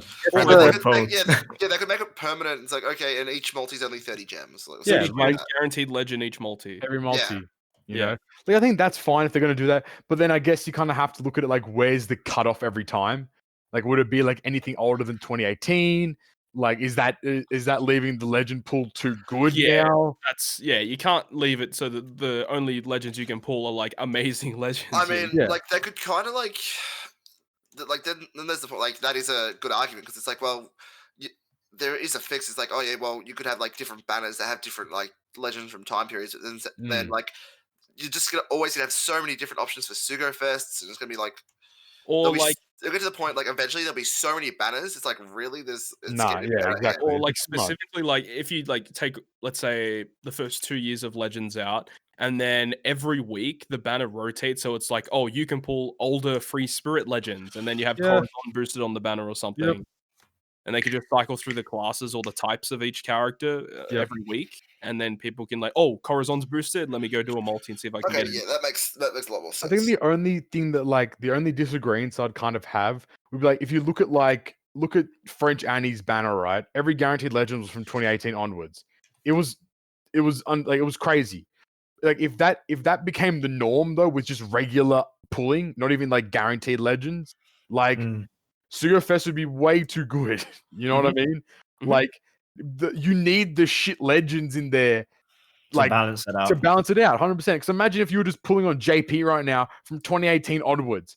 Every legend from 2018 onwards or like 2019 onwards on JP is like pretty fucking good. You And then know what again, I mean? you have the other side of the argument where you pull someone like V1 Whitebeard, where for someone who's been playing the game for a really long Yeah, time, exactly. when you have him rainbowed out, you can't use him for anything. Exactly. So there's arguments on both sides. Totally It's agree. like yeah. I mean, like it would be beneficial. Less legends in the worse legends in the pool, the better off your Sugos are going to be. But it's one of those fine line situations where you need to. It's hard to go one way or the other when it comes to retiring the older legends in the game because some of them are amazing as well. What do you like from that list as well? There's a lot of like really interesting generic things like. I think like one of the biggest things that slept on is the permanent Colosseums idea. I think like with how the raids are currently structured, Colosseums need to follow suit as well. It should just be par for the course at this point. I feel like it needs to follow that. There's a lot of interesting things on this list for sure, though. Like expensive guaranteed new legend ticket. I That don't know was an if interesting would one. happen. What do you? If that was the case, how many raid points would that cost you? It was a guaranteed legend that you don't have. If you're a legend, 500k. Yeah, Should have to be minimum 500k. yeah. I think it's only that's the only like number that really makes sense. I Like, wouldn't pay that though. 50 discount, like you're exchanging 50 legends for one legend you don't. guaranteed Yeah, new one. that you don't have. Yeah, Seems 100%. reasonable to me. I think, I think considering that- like I once think you that have caused one issues, legend, what was that called? I think that caused issues where people just, don't even bother pulling on the Sugo Fest. They just wait for a new legend to come out and drop a ticket and big call it a day. A real problem. That's a real issue for like the quote unquote whales. Whales, yeah, because like whales will have millions of raid points already, so they won't even have to pull on Sugo Fest and just. And maybe they only refresh it once every 6 months. Yeah, you could balance it like that. If it was 500k once every 6 months, so then like the amount of legends you're missing if you weren't to pull on it would kind of go up. You'd have to like, continuously be pulling in order to be in that kind of situation. Yeah, where you're only missing one every time, Which it makes sense. What do you like? There's also some interesting things like a subscription or like a weekly kind of like pack or like a VIP kind of thing. Do you guys think would you guys purchase like a weekly kind of like gem pack or like a monthly kind of thing or a VIP, I guess, if you want to call it? If the cost was good, then yeah. Like if what I was getting for it was better than me purchasing standard gems, then yeah, I would. Yeah. Well, I mean, you play JP, so that's a given. Gem prices on JP, way too good. Way too good. I have faith it's going to get better on global. I have faith. I mean, the sale during French anniversary was not bad. That's the first time. That's the largest gem pack we've had, actually. I think we've had it like that before. I think we've had a 120 gem pack at one. We've definitely had 115 before. Okay. Yeah. I remember when did global ever get the beginner packs? Yes. Wait, which beginner pack? For the anniversary, Japan got like some. Well, it wasn't for the anniversary specifically, but they introduced like this beginner pack where you could get. Like, do you remember how much it was? Like really cheap. It's 100 plus for like 20. No, yeah, no way. No way. I think you could buy it multiple times. So in total, it was like I think for like $30-$40, you get like 200 plus gems. Like 200. That was like that was insane. That's the dream, dude. I think you could buy it like 5 times as a beginner. My god. Yeah. What? But we can only buy it like once. Yeah, only beginners could buy it multiple times. Yeah. Okay. Like the list goes into things like, what do you guys think about like different kind of login rewards? Kind of like, I mean, I think one of the biggest revamps that people would love to see was things like snail revamps or like, or like login day, like streaks and revamping that whole system. Because some guy posted on the subreddit, I think 2,000 login days, got like 5 gems and a turkey. Yeah, like, the man's been playing 2,000 days. Like, have you seen Dokkan Battle? What they do? So on 1,000 days login on Dokkan, you get an exclusive LR that only you can get for 1,000-day login. Oh, that's pretty cool. And then for 2,000 days is the medal to Extreme Z Awaken it. Oh wow! Make him like insane. It's like one of the best free-to-play units in the game. Oh, that's pretty cool. Yeah, it's super exclusive. It's like the poor guy. Like 2,000 days is literally like pretty much day one of OPTC for global, I believe, or like near around that. It's very close. I think it's like very close to like, I think it's around day one, more or less, right? Yeah. Like to get a turkey and 5 gems, like come on, dog. Yeah. That's so rough. Like I feel like it's something they coded from the beginning and they just forget about it. Yeah. I think that unit idea from Dokkan would be good because I was speaking to Game Freak or Faratus. He just posted a 1,600 day box and we were discussing like, if they did change the login day stuff, I mean, he would obviously want the compensation because if they started like adding that and they're like, well, your 1,600 days, too bad. you have to wait. Yeah, too bad. But if it was a unit, it would be okay. They'd just be able to hand out freely. The unit, and then at 2,000 days, they'd give you the 1,000-day login for that gold Roger unit, and then you get his that's a good.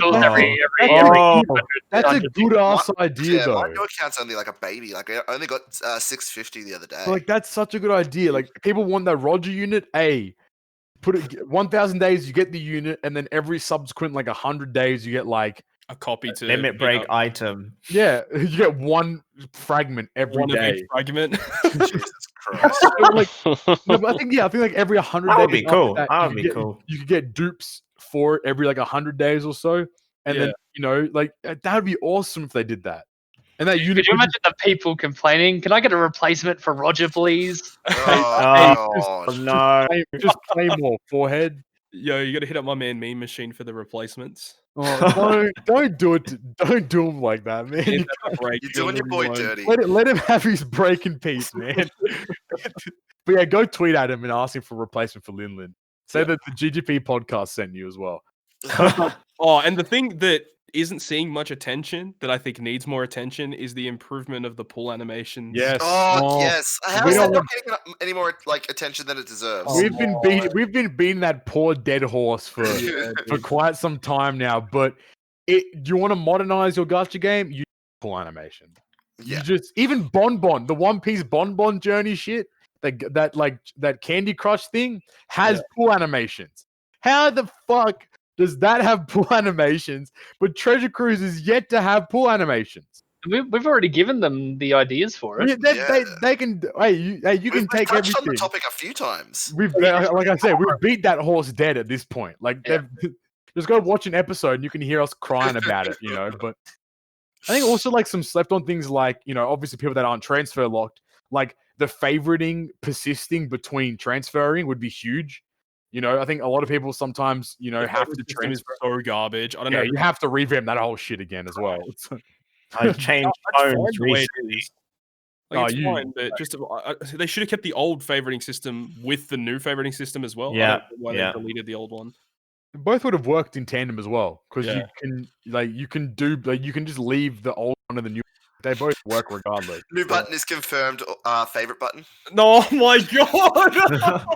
You click that button and then your whole box pops up and you can just click on the unit once and it favorites it. Dude, imagine that'd be good. I'd be okay with that.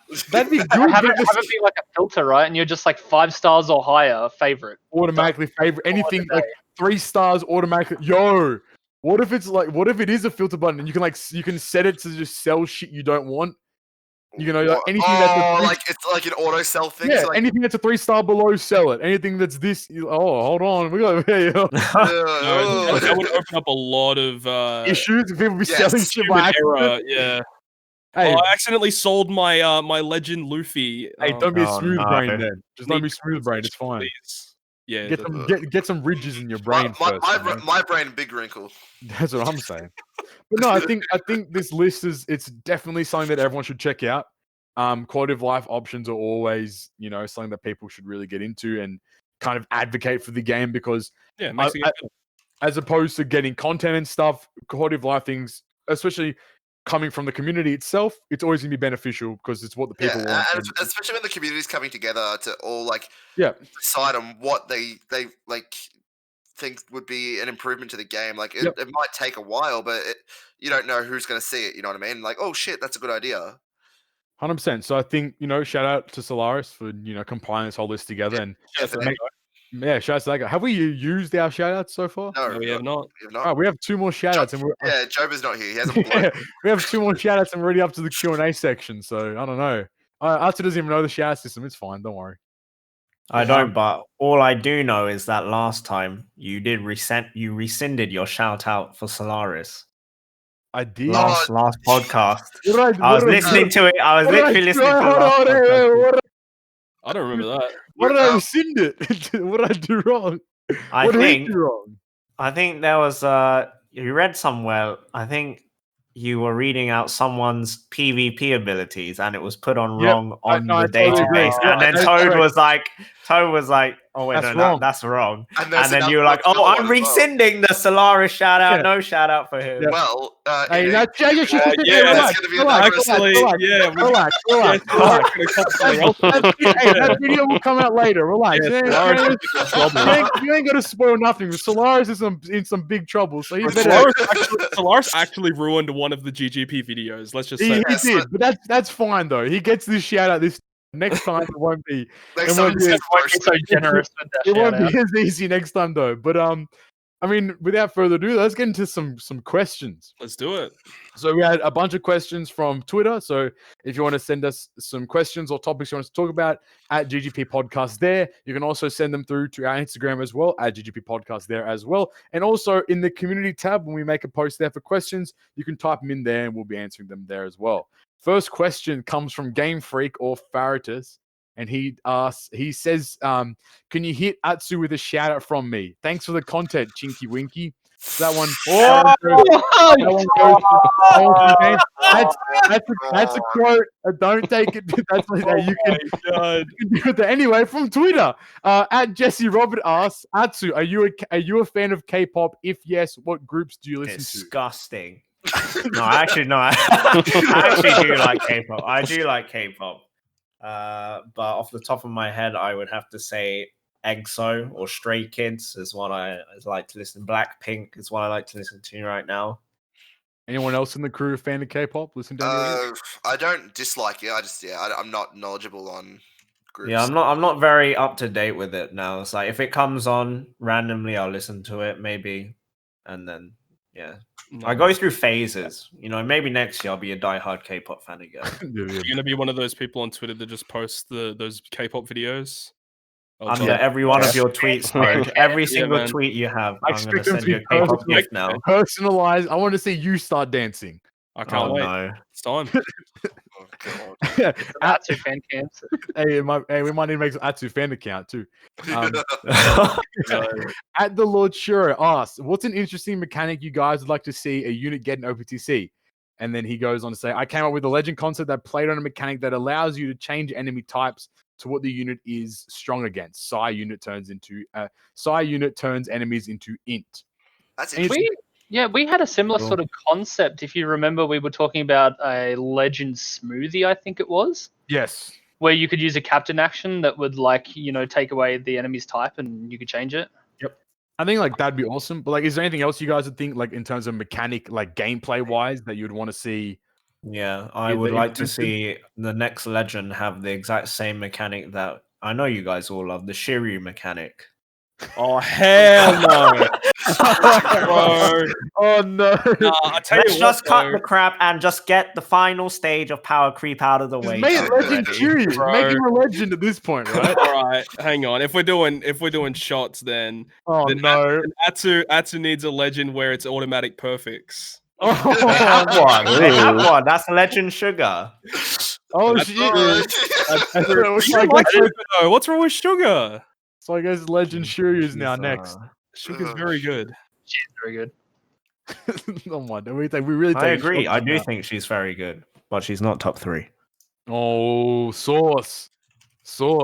At Mr. Teacups asks, what was the inspiration behind Club Penguin style?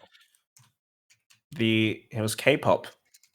To tie into the first question, but that was when I was going through the K-pop phase. When it first started, when Gangnam Style came out, that was the first. Was that the very first globally I think it might have been phenomenon? Yeah, and that's when K-pop kind of burst out into the West as well. So after that, I was doing a troll series on my FIFA channel where I would play on Club Penguin, and in 2020, that's kind of nonsense. So, I mean, back then I was 15, which is still a bit weird because that game has a lot of kids on it, but I thought it was hilarious. I don't think it's hilarious anymore, although the video Club Penguin style is very funny, but it's privated forever now. So, there we go. Oh, geez. Yeah. At Straw Hat Goose asks, what are your personal favorite classes to use in the game? Whatever's the strongest at the time. So, Free Spirit and Cerebral. Cerebral, unfortunately. Cerebral, yep. I mean, like characters-wise, slashers have loads of characters I love, but I do not have fun playing with slashers because they are hot garbage. Hey, man, V2 Mihawk and V2 Sora were trying their Jinx best. Crew's technically a slasher. Yeah, That's true, actually, but they're also cerebral. And they're also shooter. They are shooters, so they are 3 of the best classes in the game at this. I love playing with shooter characters, but they are not good. I was gonna say, any shooter fans in the chat, they're crap. If somebody is a fan of shooter class, you know what? More power to you. Your mental fortitude. I've been advocating for better shooters for a very long time, and I hope that comes into fruition at some point. Yeah, it's only been 4 years. I remember when you originally pulled Strongworld Ace, and you're like, yes, but he's not that good without the patch. Yeah, global waiting for Strong World, bro. Oh no. That's a hashtag throwback. At Agent York 786 asks, how do you feel about the Treasure Cruise developers making content that is either extremely hard or unbeatable without the new legends / supports that debuted right before the event's release? We kind of touched on that earlier. So it wasn't really the case as much at the moment. So in the current climate on JP, you kind of have to look at it in the sense of they are making more it beneficial. 100%. It's just more convenient to have the batch now as opposed to it being completely restricted to like a requirement almost. Yeah. Which is good. So like I think that the devs have really I think they have looked into that for sure. And it kind of makes it's a little obvious that they have because like content used to just be hard tailored. Now it's like, it's easier, but it's not a necessity whatsoever. So, good shout out to the devs. The Treasure Cruise devs. Guys. Shout out to those. They can get one of those. Specifically Nick. Shout out to that guy. He's a dev. In my heart, he is, man. At Deep Fried Pepe asks, how do the rest of the GGP members feel to be in the presence of the Sugafest King himself? Oh, no. And then the second part of the question, thoughts on the new One Piece opening, the song, animation, spoilers contained compared to over the top, etc. I'm not gonna lie, haven't watched it. Oh my days. Bro, do yourself the favor. Hey, I've been working, okay? Go for 2 minutes. Yeah, I don't care. Like, I get home, I go to sleep. You're lucky I'm even awake right now. I don't care that you're working then. How about that one? But no, I think it's pretty cool. I don't know. Like the songs, I think it's gonna grow on me over time. It's growing on me now.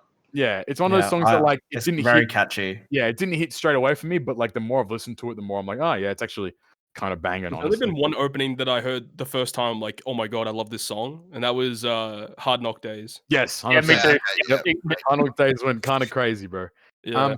In terms of spoilers, they just said, I mean, like, I feel like from like the Japanese mentality is kind of like they don't really care too much when it comes to like spoilers. There's definitely more manga readers. Yeah, I was gonna say, most people in 100%. Japan would be reading the manga. Yeah. So I think like it's just like the Western audience that's like punching the air and crying about, hey, you spoiled Odin, man. Too bad. Is anyone in this call anime only? No, we're not. We're not. I am. That's Cap. I technically am, but I don't like. I get the boys to inform me on anything relevant. We just tell Dill what's happening. Like, yeah, Dill, this person's dead. He's like, I bet. His reaction. Yeah, he died, so that's something. But no, I think like the spoilers are just like, I mean, like there's a lot. I mean, like for people like I know like my friends that anime only, they didn't know. Yeah, so, like, I'd say spoiler wise, like for the people who read the manga, it's like, damn, that's a spoiler. Damn, that's a spoiler. But if you're anime only, you're looking at it with no context, and you're like, what the hell is that's kind of cool. I feel overall this one was not much more spoilery than the last one. I think the last one was worse by a lot. I feel like the last opening was way worse for spoilers. Like they spoiled literally Dragon Kaido. Yeah, they did. They really did. Didn't they spoil like Sober Mask as well? Sober Mask and the race suit. Komurasaki was shown. Yeah, Komurasaki as well. Yeah. This one, if anything, I feel like the spoilers actually build the hype because that 2 seconds drop of Roger and Whitebeard. Yeah, crazy, right? Like people that like watch that without manga context kind of were like, oh, remember like Roger and Whitebeard were like friends when they were younger or whatever. So maybe it's just there's no. I feel like this time it was more of a jogging. Yeah, as you said, like jogging your memory more than actually showing you what's going on. I think it's really good. They did show Queen's Devil Fruit in the opening though. They did do that, and that kind of sucks. Yeah, but like. Ah, well. It's a good opening though. Go read the manga. That's what the opening's about. Yeah, you losers. Yeah. Yo, What's wrong? Can't read? Is in its glory that it is. Smooth ass brain can't even absorb the manga. Anyway, at Freddy Y2K asks replacement for Sugofest King. Who takes the cake, Atsu? There is Okay. Is Atsu the only Sugofest King? No. Wait, who actually like seriously It had goes like, through the most insane phases. luck? Yeah, who? The crown gets passed around quite a bit. Yeah, but I would say of the ones I've seen, it was probably Solaris. Oh Mr. yeah, Rescinded shout out. He did like 10 multis and he got everyone basically, and he's missing one legend now. Kaido. Spoilers for his video, Kaido. Yeah, He's missing this is Kaido. a big one to miss. Rough, but he go doesn't watch, care. yeah, go watch his Sugo Fest. It was just nuts. He just got everything. Yeah, Just everyone. and he's been free to play for a while as well. Mhm. Yeah, so But the real Sugo Fest King, because it originally just started off as a meme, Yeah. just for my obnoxiously large ego to flow out. But in a serious note, the true Sugo Fest King is all of you free to play players out there, because you're the true winners. Kiss ass much. No, but for real, like, you know, we out here drowning in The debt. Sugo Fest Kings are those free to play players that like, oh look, I got Shanks crew in my first multi. Fuck those kids. I hate it so bad, I'm dude. talking about. off 2 I'm singles. talking about those ones that have played like they play the game like religiously and they OGs. dedicate so much time. Yeah, the OGs Yeah. that are like 1,000 plus days and like pirate level 1,000, and they're Yeah. like they have like insane self control and like saving up for the good Sugo Fest, and then Couldn't be me. they get what they deserve basically. but I in a don't know, bro. positive way. Those kids who tweet at you guys like, "Is this a good legend? I got Shanksker on my first multi." They're the true God. kings. I Bro. got They're the Shanks true crew from kings, a bro. single. What? Is this character good? What teams can I put him on? Get the fuck If out we're of talking here. about if we're talking about the Ticket King, it's Knight. The Ticket Yes. King is Knight. Without a God. doubt. Oh, I would say Knight has competition with Boris for Ticket King. Oh, Yeah, that's true. Yeah. Boris has the Sugo King slot for like spurts. There are times where he just like gets just unfathomable luck, and then there's times where it's Yeah. just all doo doo. Yeah, he does get really bad luck at times. Yeah, for sure.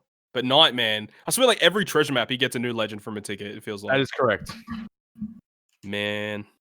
All right. At Unheals Go OPTC asks Atsu, Dex Sabo or V2 Akainu?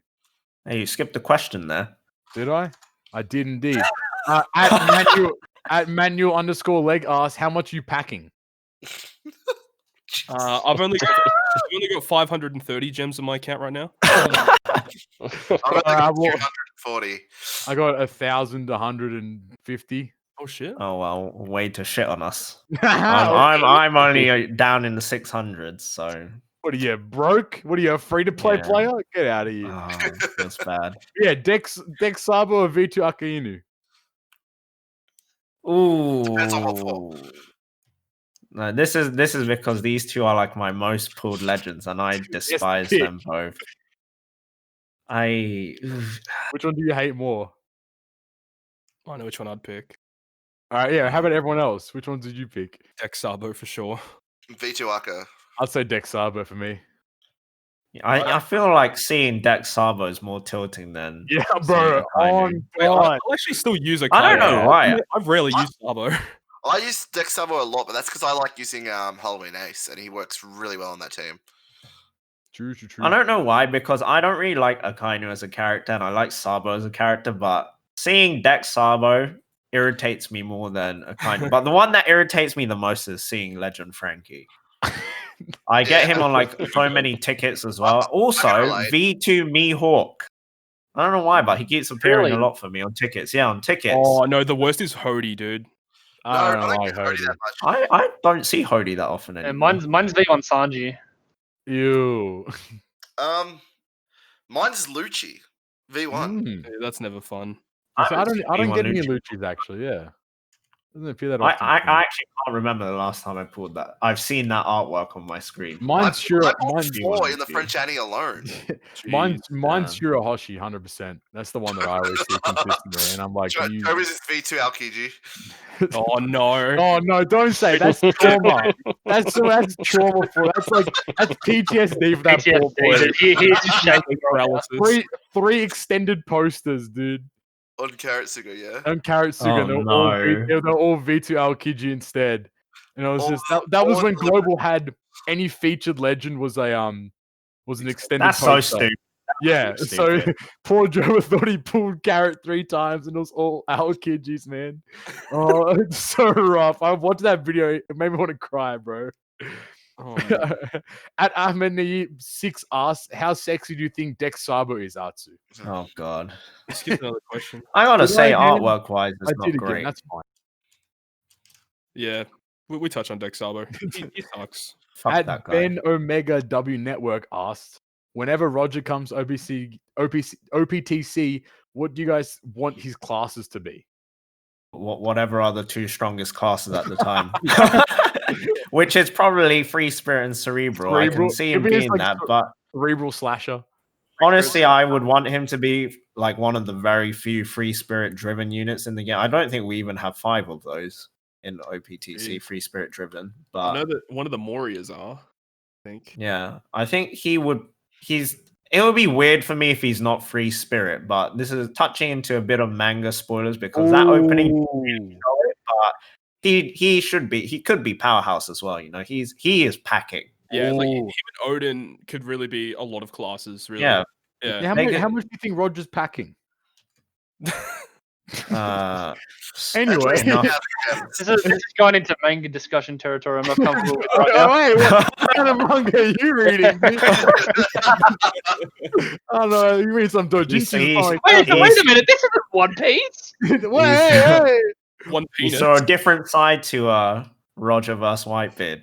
Oh no! Anyway, moving on. Jesus Christ! You want to know what the Willa D is? I'll tell you. At Ahmed Skrill asks, the Willy of D. Okay, I'm gonna. Oh my god! You're cancelled, man. At Ahmed Skrill asks, do you still think Legend Sugar is overrated? And if yes, why? I would like to see a discussion. Well, what do you guys think? Is Legend Sugar overrated? She's underrated. She's underrated. I think she's underrated. I think she's overrated. Yeah. Why do you think she's so overrated though? Because I don't think she is one of the best legends in the game. Explain. And I see people put her in that category. I mean, for me, the best legends in the game would have to be like. Normally, I would always look at top 3, top 5 as the cutoff point. As if we're talking about the best of the best, that's got to be because I was like, there's like 40 good legends in the game. Well, that's a lot. And like, 40 out of like what 100, that's almost half of the legends you're saying is like, oh, could be categorized as one of the best legends in the game. And I don't really sign up or agree with that way of categorizing stuff. So I like to have it at like, the top 3 or the top 5. And I personally would not put her there. And like, if you were to ask me like comparatively to like Shank's crew, I still think the difference is quite significant between those guys. Do you think she's top 10? I think she's really good. Yeah, I think she'd be maybe 9th onwards, and then she'd be hovering around the 9th to 13th slot. But I think the way I see Legends now has changed a lot. Is I think usefulness is probably the most important thing now, and I think a lot of Legends like Corazon, Rayleigh go really underappreciated now. Because if I had, for example, say I had every single legend in the game, and then I was told to like, I have to eliminate like from my box, I have to eliminate either Legend Rayleigh or Legend Sugar. I would keep the Rayleigh because I do not want to spend like another 1,000 days never having this Rayleigh in my box because I use this Rayleigh way more than the Sugar. At the same time, it's like hypothetically, if you did have every legend in the game and then you were asked that same question, it's like, yeah, you don't have Rayleigh anymore, but you still have literally every other legend to build a team with, which is still pretty good. Yeah. Like, but even in that same vein, in the sorry, no, you go first, do yeah. Yeah, I love Legend Rarely in the sense of because like just because between using him as a sub and even as like a support effect, like and then I've got, for example, like I just pulled Pudding recently. I'm like, I haven't used her. I haven't even socketed her. Like Yeah. and she's one of the If we're newer talking overrated legends, bro. Yeah, she is God dog damn, shit. dude. She is shit. Bro, oh my god. She's like almost too niche. Yeah. Yeah, in a way. Yeah. I think there's this thing where, you know, you either subscribe to the thought of uniqueness is really good, but for me, I think it's a double-edged sword because if you're unique, that could also mean you're actually niche and like, where are you actually the first, second, or third choice option? And for me, I would not put Sugar outside of Colosseum Gukimaru ever as like first, second, or third choice. I think Sugar is actually like stupid good, but like on paper, I think she's amazing. But yeah, I'd much rather use sub, so many other legends compared to her. Yeah. But she, yeah, you can't deny she is very. She's very powerful. She's very powerful, but I would not give her the title of one of the best. That was a good ass response, Atsu. I thought you were just gonna fucking meme it up. Hey man, that guy came at you with facts. I always say this, but Sugar number one. Anyway, I mean, at the same time, it does still suck that it is a Sugar legend at the end of the day. Like that's still kind of shit. The bait. That could have been Reiju. Just saying. Could have been Reiju, man. Feels bad. Could have been Bonnie. It could have been anybody. Could have been Ivankov. I'd have preferred Ivankov over Sugar. No cap. Yeah, agreed. I hope they don't do that in the future. Twitter poll, because that one got botted. That Sugar one. They just wanted to flex their skill to make a unique mechanic. I'm still so upset that Kuruma didn't get a legend. Yep. Oh well, he got a cool ass rare recruit. He's the raid. I think. Wait, who did we get instead of Kuma? Oh, Smoker. The bum. Yeah. Because like for Smoker, it could have been Kuruma, Moria, or Caesar. I'm glad it wasn't Caesar. Oh, thank God it wasn't Caesar. That's who did you vote I would have been happy for Caesar. Did you vote for Caesar? Oh, Kuruma, yeah. I just didn't vote. You're part of the problem, man. You're why we have a legend Sugar and not a legend. Actually, if we want to find another reason to put Solaris under the bus, he voted for Sugar. No, you can't get. I'm rescinding that. No, that poor guy always goes from getting shout out to almost every app. Well, he should stop making mistakes like that. And I think he voted for Caesar too. Oh, no, that's he might get it now.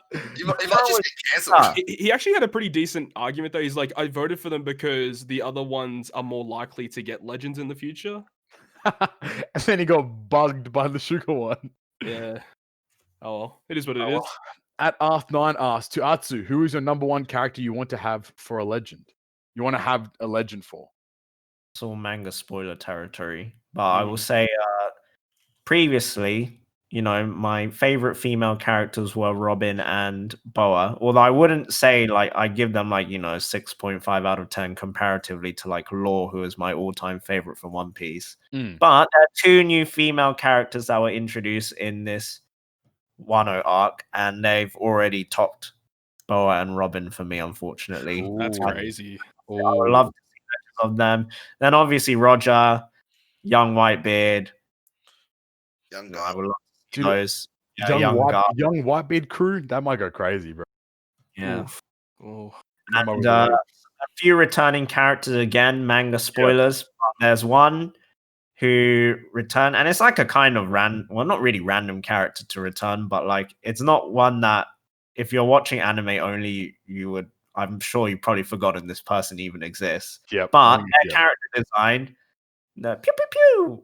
Yeah, so that's what you're talking about. What? The character design is fire. That's all you need to know. Can you put it in the chat so I can see? Oh my god. I actually totally forgot who you're talking about. Pew pew pew. Knight's typing it right now, man. You can What copy posted? Oh, we had two different responses, but they both have pew pew pew regardless. Okay, I agree. Yeah, that would be pretty cool, actually. That'd be pretty cool. That's the shooter legend we need, hopefully. Oh, that's a good idea. At Philip Noske asked, does Jojo play OPTC as well? She sometimes sits on my phone when I have it on, like playing on auto. So Jojo's got a separate account, and you buy gems for that account as well. Does Jojo? Yeah, that account is hacked. And surprisingly enough, at Bateson87 asked, What is the meta of the game in your opinion, and what characters have 5-star weak foots? Oh no. Well, the meta of the game is Shanks. it's like FIFA. You pay to win. You do a lot of gacha pulls, pack openings. Yeah, a lot of pack openings, a lot of SPCs. Yeah, and you pull legends. Pull legends, which is Pele, 99 Pele or whatever it is on FIFA right now. What characters for you would have a 5-star weak foot? Ooh, Sanji. 100% Sanji's got a 5-star weak foot. Kizaru. Oh, no, yeah. What One Piece character would be the best at weak foot? What'd you say, Cobb? Which One Piece character would be the best at football? Probably Sanji. Probably. I mean, he'll take the ball up into the sky. Are they allowed to use their abilities? Sure. Yeah, absolutely. Law. We need a One Piece. Law, it's in the net now. Like what? Yeah. Law, Robin. Robin will be broken. Kizaru, yeah. Yeah, actually, Robin would be broken. That's true. Say what, Bateson, if you ever thought about getting into One Piece or One Piece Treasure, there's your comparison. Luffy would be a good goalkeeper. Yeah, even better than that would be Barto in goal. Oh my god. I'm gonna be honest. When I saw Bateson reply, I was taken aback. I had to double take that notification. I was like, "Excuse me." I used to watch Bateson when I was 14 years old playing FIFA, and I was like, "Why the hell is he commenting?" And I was like, "Oh, okay, that makes sense now." So you watched Bateson back in the day, but you didn't watch my FIFA videos. You didn't watch Tinky Winky. God, I said that word once, and it was in context of a question. I can't say it again. That in my old FIFA videos, I used to introduce myself as Chinky Winky. That's crazy. Now times have changed. How did Bateson get 1.4 million subscribers and you didn't? Because, as I said, I had to go to university. Bateson regularly reminds me and says, "What foolish mistake my parents made telling me to go to university." That's so rough.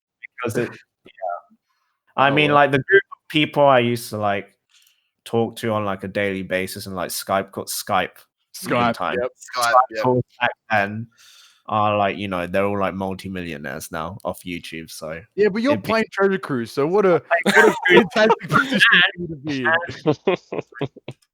I'm married, so hey, let him know. That's an astronomical W if I've ever. Now to our community tab. From Christy Darling asks, would you rather have had V3 Law the way he is, or with the super type? I mean, we talked about it a little bit as well, but what would you guys have preferred overall? I'm pretty content with what he does. I think as well.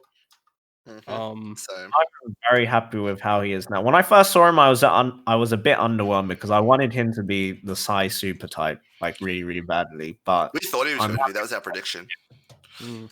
But I'm happy with him out. But one thing that's kind of odd about Law is that I feel it's kind of weird that he doesn't boost slashes. Yeah, but it's still pretty good. That's because they couldn't have him be the best slasher captain. We're about to get Legend Odin. Oh. And on that note, I'm skipping the last question because it's about Sugafest Kings. On Legend Odin, though, I want to end this podcast by saying thank you very much, Atsu, for joining us today for the GGP podcast. We do appreciate you taking your time out of your day to be here with us for an episode of GGP. Make sure if you aren't subscribed to Atsu or you aren't following him on Twitch, all of his links will be down in the description below.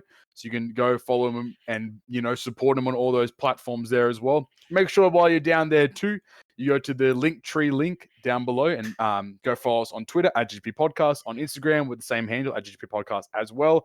Make sure if that subscribe button is red, hit that damn sub button, man. Make it gray. Hit that notification bell. Make sure you're always prepared for when these GGP episodes pop up. And make sure if that like button isn't hit that thing as well, because if you like the video, YouTube knows you like it and sends it to everyone else and makes everyone watch the video on top of that.